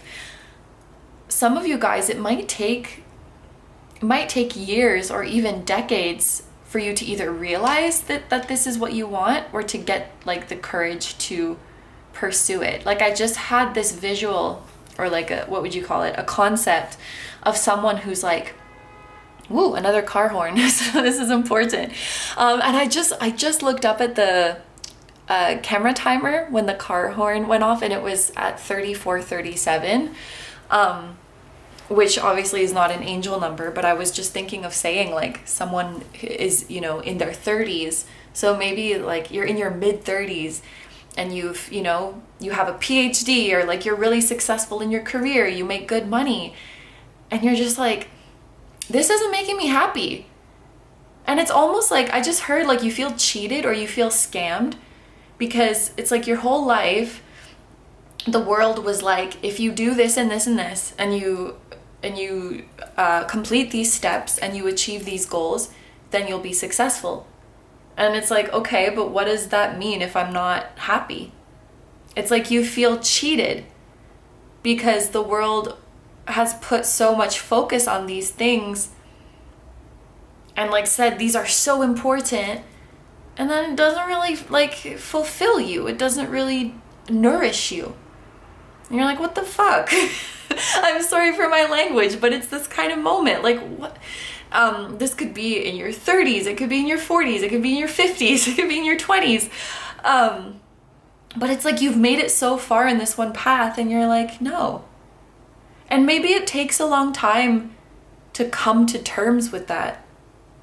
Maybe, you know, you're like, oh, just give it a bit more time and then I'll be happy. But then, like, you know, the days blur together and before you know it, you're like 5 years in and you're like, shit, like, no, this isn't working. And I feel like, I think it's really telling that there's a heart on this card and there's a heart on this card. When you follow your heart, you will be on the right path. So it's less of like a crossroads, but it's more like a road is branching out. It's like a train that's on a track and then it like, you like switch over the tracks and then the train goes somewhere else. I feel like you guys are pivoting in your life. Like you're starting a new life. Now, I was kind of suspecting this for many of you guys when I was speaking about the Protect Your Dreams card.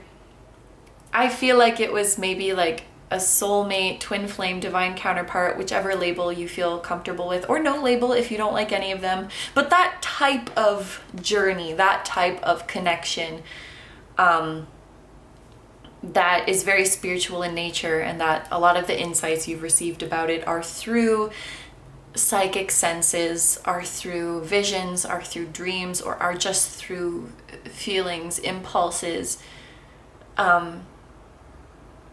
I had the feeling for many of you, like it has to do with a significant relationship. That either just that feeling of like, oh, someone very special is out there, or even like, oh, I'm very drawn to this person. Because the Six of Cups is a soulmate card. Something that brings you a comfort and a familiarity and a feeling of safety. And like, I know you, I've known you for a million years, that you just can't really explain. It can definitely have to do with places as well, like a certain part of the world that you just inexplicably feel like you have to go there. But usually the familiarity comes from like past lives, or just like your soul having been involved with this person or place for a very, very long time, such that even if your current human self has nothing to do with it, it feels like the back of your hand. Like it just feels so familiar, almost like a part of you. And it's, again, it's so interesting that this comes out underneath the Juno card, which is about commitment, soulmates, unions, fulfillment, partnerships. I think many of you, your guides today wanted to give you this confirmation that that love is out there. And for those of you who haven't met this person yet or haven't been to this place yet, they want you to know that when you do go there, it will feel as beautiful as you imagine it. That's like kind of how I felt about Japan when I was little. Like, I think I started feeling really strongly like I wanted to go there when I was 9. I was in the 4th grade. And then I finally went in the 8th grade. So like 4 years later. And it was just like the way I was like hyping it up in my head, like how I was gonna feel, and like just daydreaming about being there. And it was like very random too. It, like, anyway, but then I finally went there, and it just, I felt exactly how I imagined it. And I've known a lot of people who like the opposite happened, and they're like, oh yeah, this place is not for me. So not that that matters, like it's not like you need to compare your journey to someone else's, but I don't know, like it feels really special in some way, like, oh, my heart knew. Anyway, it's not about me, but it can definitely be about a place. If you can think of like a place as your soulmate, or like the place that you want to commit to. But yeah, like romantic connections especially, I see quite strongly here. If you don't really, that's another thing too. If you're feeling a connection, but you don't really understand what it is, that's okay. I feel like a lot of the time we get caught up in like, is this person my twin? Is this person my soulmate? Is this person meant to be? And like, it's okay. It's okay if you don't know. And just because you don't know, or just because it's maybe not one of those labeled connections, that doesn't make it any less special. Because you feel it in your heart, and your soul can more accurately tell you what is meant for you than some like reader on the internet, including me, or some like 10 signs this person is your twin blog written by some random person. Like, if your soul is telling you there's something there, then that's your most accurate resource of information, and the label really doesn't matter. And I do say this every now and then, but I think the way of thinking of like, if you're not sure, then it's not it, I think that's kind of damaging, because even if you feel something in your intuition very strongly, trusting it is hard, because unfortunately we live in a world, and unfortunately a lot of us grew up in households that over and over again told us that our emotions could not be trusted, our intuition could not be trusted. So yeah, sometimes we're not sure about something, even if we feel it very strongly, even if our intuition is telling it to us. So I think some of you just need that, like, you know, even if you don't know what this connection is or why you feel so drawn to it, it's okay. Definitely, you know, the journey to finding out why is fun, but it's definitely not something that you need to stress yourself out over. And like labels is definitely not something you need to stress yourself out over. And also, I kind of feel like going back to that coming out message, because the same can be said for that. Like maybe there's some of you out there who are wondering about your orientation or your gender identity or something, and those also do not need labels, and those can also fluctuate, and they don't have to be so rigidly defined. I feel like the world likes boxes, and your soul does not like boxes. And I think a lot of us don't like boxes. We just use them because they're there, and sometimes it feels like we have to. Like, you can be fluid. Like, if you don't know how you identify, that's okay.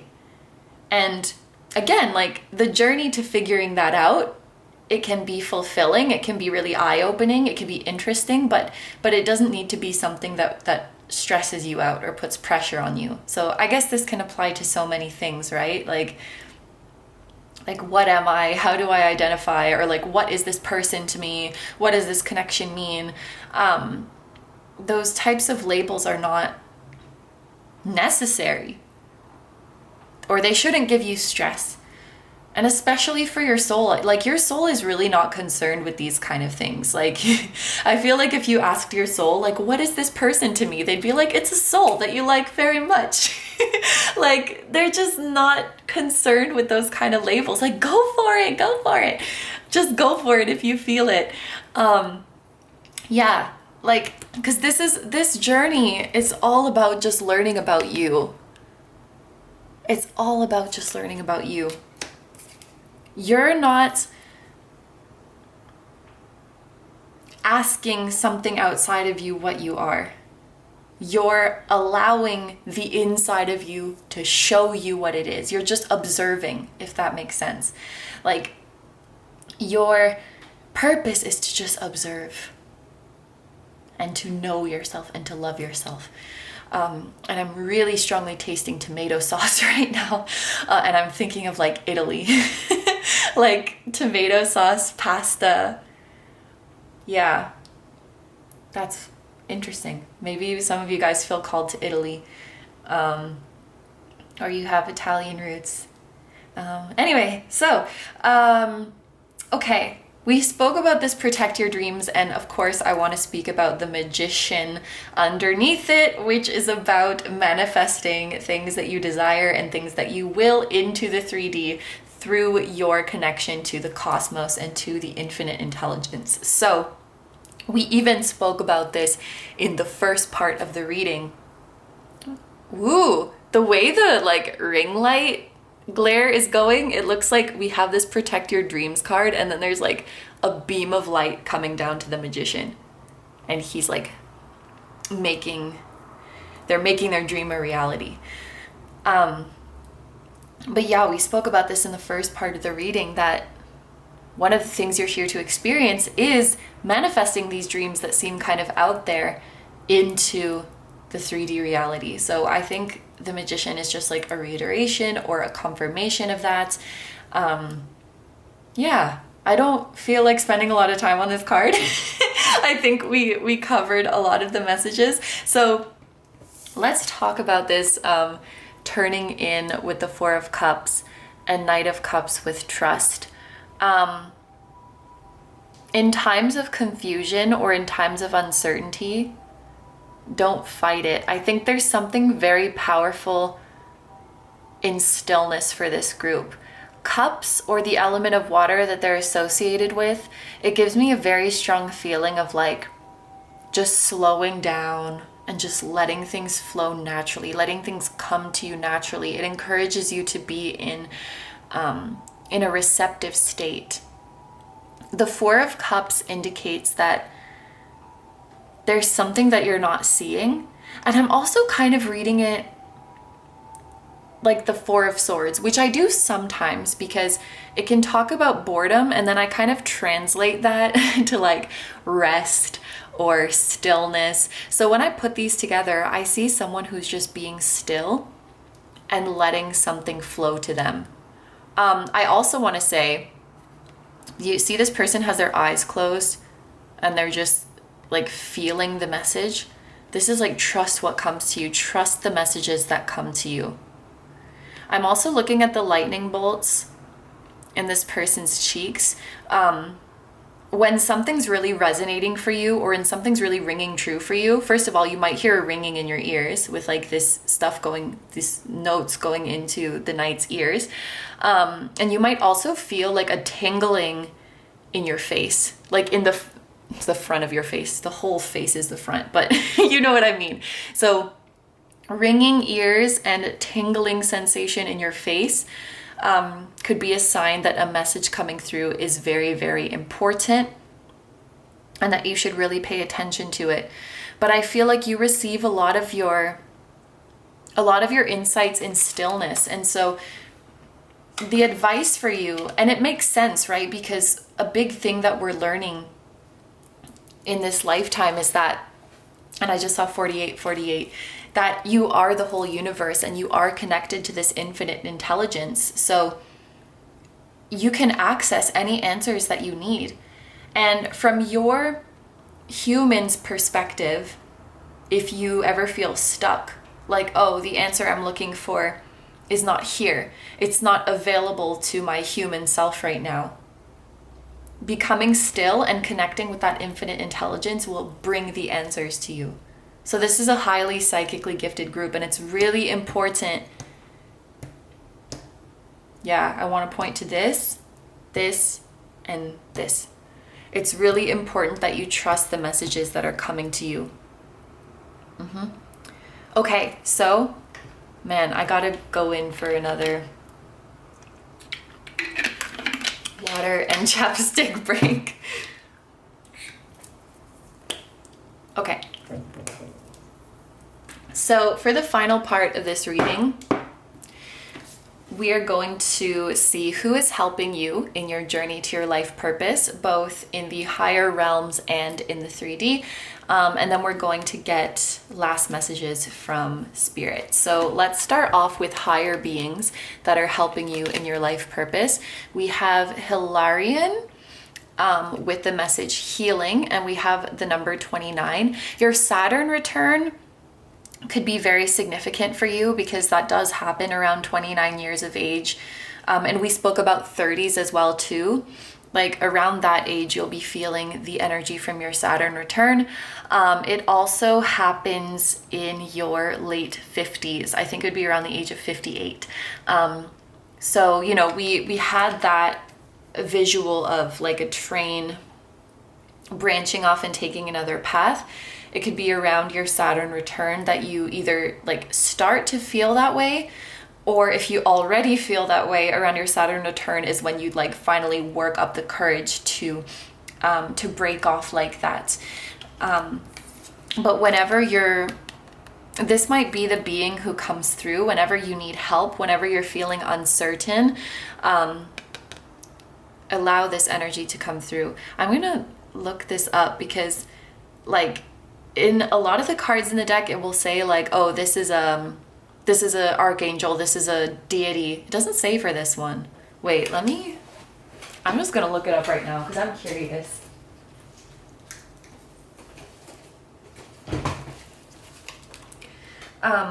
Also looking at the green color of this card, and we have like this person is taking sanctuary in some trees. This person is taking sanctuary under a tree, going into nature and being still will really open up your channel to receive messages from higher beings.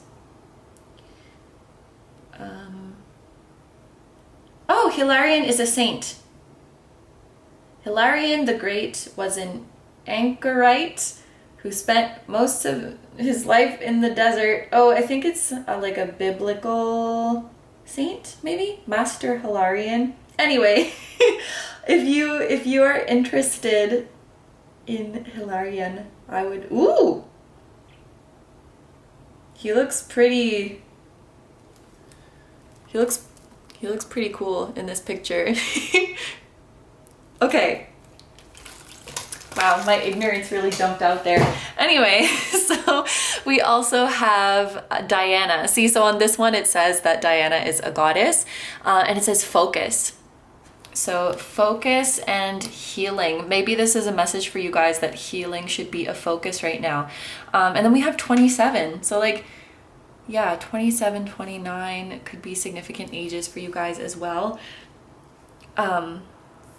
But 27 reduces to 9, that's our hermit number. So focus within.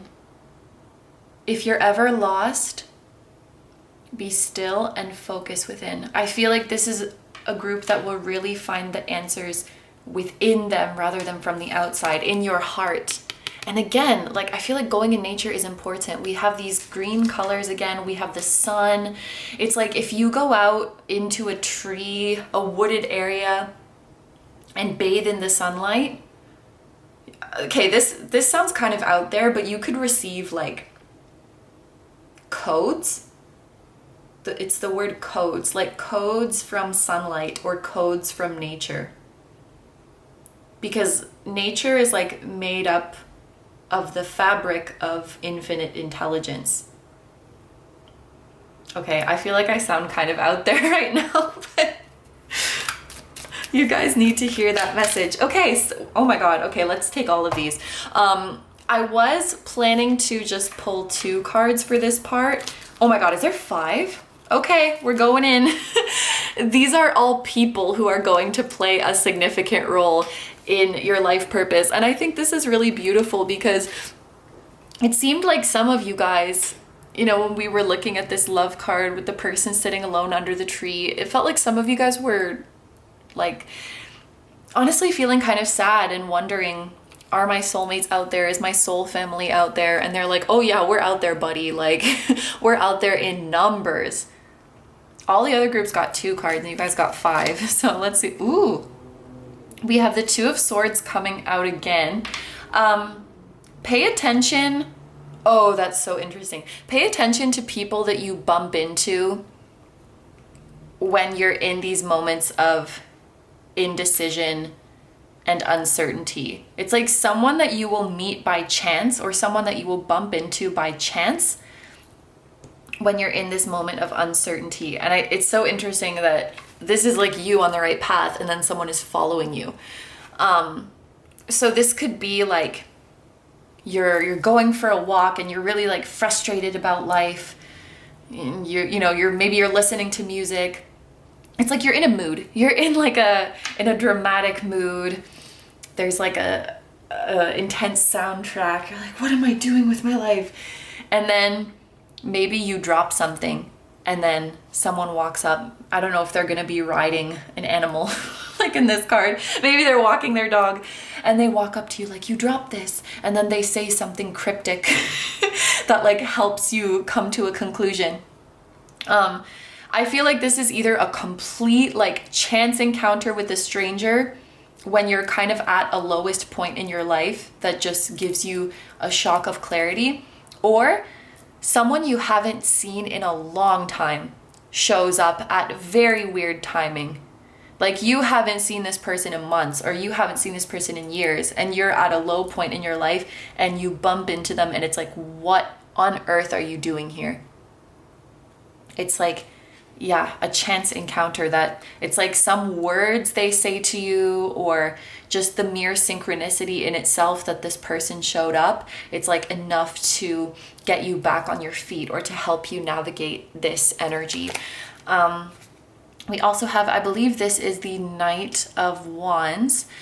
So this would be someone who is close to your age and who is likely a fire sign, Aries, Leo, or Sagittarius. The vibe that I'm getting with this is either a friend, like a very important friend in your life, or a sibling who's going to be a very uplifting presence. This is someone who believes in you and who believes that you're capable in anything. This is maybe someone you can confide in, like if you're having moments of uncertainty, or like, you have this dream, or you have this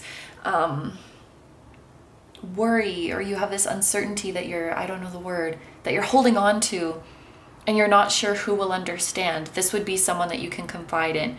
And this is someone who, it's like they use humor to brighten up dark situations, but not in an inappropriate way, like in a very tasteful way, in a very tactful way, in a very reading the room kind of way, if that makes sense. Like they do it very, I think tasteful is the word. I think there's another word that I'm thinking of, but I can't right now, so we're just gonna go with tasteful, skillful, maybe artful. But yeah, it's like a close friend or a sibling. And then we have the Three of Cups. So this is also talking about friends that will be significant to you. This will be like a friend that you are introduced to through a mutual friend, and then you become really, really close with them. Like let's say you have a friend named A, and then A introduces you to their friend B. It's like you would become so close to B that it stops being like, oh, this is my friend's friend. It's like, just this is my friend B. Like you will hang out with B when A is not there. Like you just become friends as if you already knew each other first. Then we have the Eight of Swords. This is a secret admirer. I think you know who this person is. This is a secret admirer. They have strong feelings for you. And they haven't spoken to you in a while, or they're in minimal contact with you. And they're kind of afraid of coming forward. Here, I'm getting very strong feelings of like someone who has romantic feelings for you and who's like watching from afar and is wanting to get closer to you, but they don't know how. Either because they're a little bit intimidated by you, just because they admire you so much, not because you're scary, or because you guys haven't been introduced formally, so they don't know how to like initiate things. It's like you know of each other, or they know of you, but it's like still weird to come forward. In some cases, this is also a family member who messed up. Very different interpretation, but a family member who messed up and they want to come back into your life, but they don't know how, because like they're the one who messed up and it's kind of awkward, except for it's not, because they could literally just apologize, but for some reason that's difficult for them. But anyway. And then we also have the Five of Pentacles. So wow, there's a lot of people who are like missing you and wanting to be back in your life. These could be the same person, honestly, but yes, when the Five of Pentacles comes to a person, it's like someone who is missing you. Or this could also be someone that you miss who is not in your life anymore. With this Five of Pentacles, this one is giving more X energy. An X who is significant in your life purpose. And honestly, this person's role in your life might already be finished. Like, it's like there wasn't enough to keep it going in the long term. They were just here for a season, but they did play a very important role in inspiring you or in making you aware of something. Like, I don't know, just for example, if your purpose was to be a ballet dancer, maybe this is an ex who like took you to the ballet on a date, and that just changed everything. The second you saw it, you fell in love, and so that was like part of your contract. Like, I will be in your life for this time, I will introduce you to something that really lights you up, or I will teach you something about yourself that really helps you along your way, and then I will exit your life. I feel more with this Five of Pentacles person, they're probably like out of your life for good, but they still did bring you a valuable lesson that's going to help you moving forward. Whereas this Eight of Swords person feels more like they're kind of trying to creep back into your life. I will say, I feel like this is something that you would welcome. Like, this is not like, ugh, I don't want that person back. That would probably be more this one. This is like a secret admirer that you would be like, oh my God, like, come forward, say it. Like, you'll be happy to know that they feel this way about you. Or like in the case that it's someone who needs to apologize, you would, like, you're ready to accept that apology, or you're ready to welcome them. So that's a lot of people, which I feel like we should recap it because the other groups only had 2. So it was like really easy to remember. But chance encounter with a stranger, or bumping into someone you haven't seen in ages and they drop a wisdom bomb on you that propels you in your journey to your purpose. A friend or a sibling who is really lighthearted, who cheers you up and who understands you. They're sentimental without being too mushy, I feel. They could be close to your age or in Aries, Leo, Sagittarius. A friend who is introduced to you through a mutual friend, but then just becomes like your own best friend. A secret admirer or a family member who feels strongly for you and wants to come into your life but doesn't know how. And then someone who's like out of the picture, but they left an important mark on you.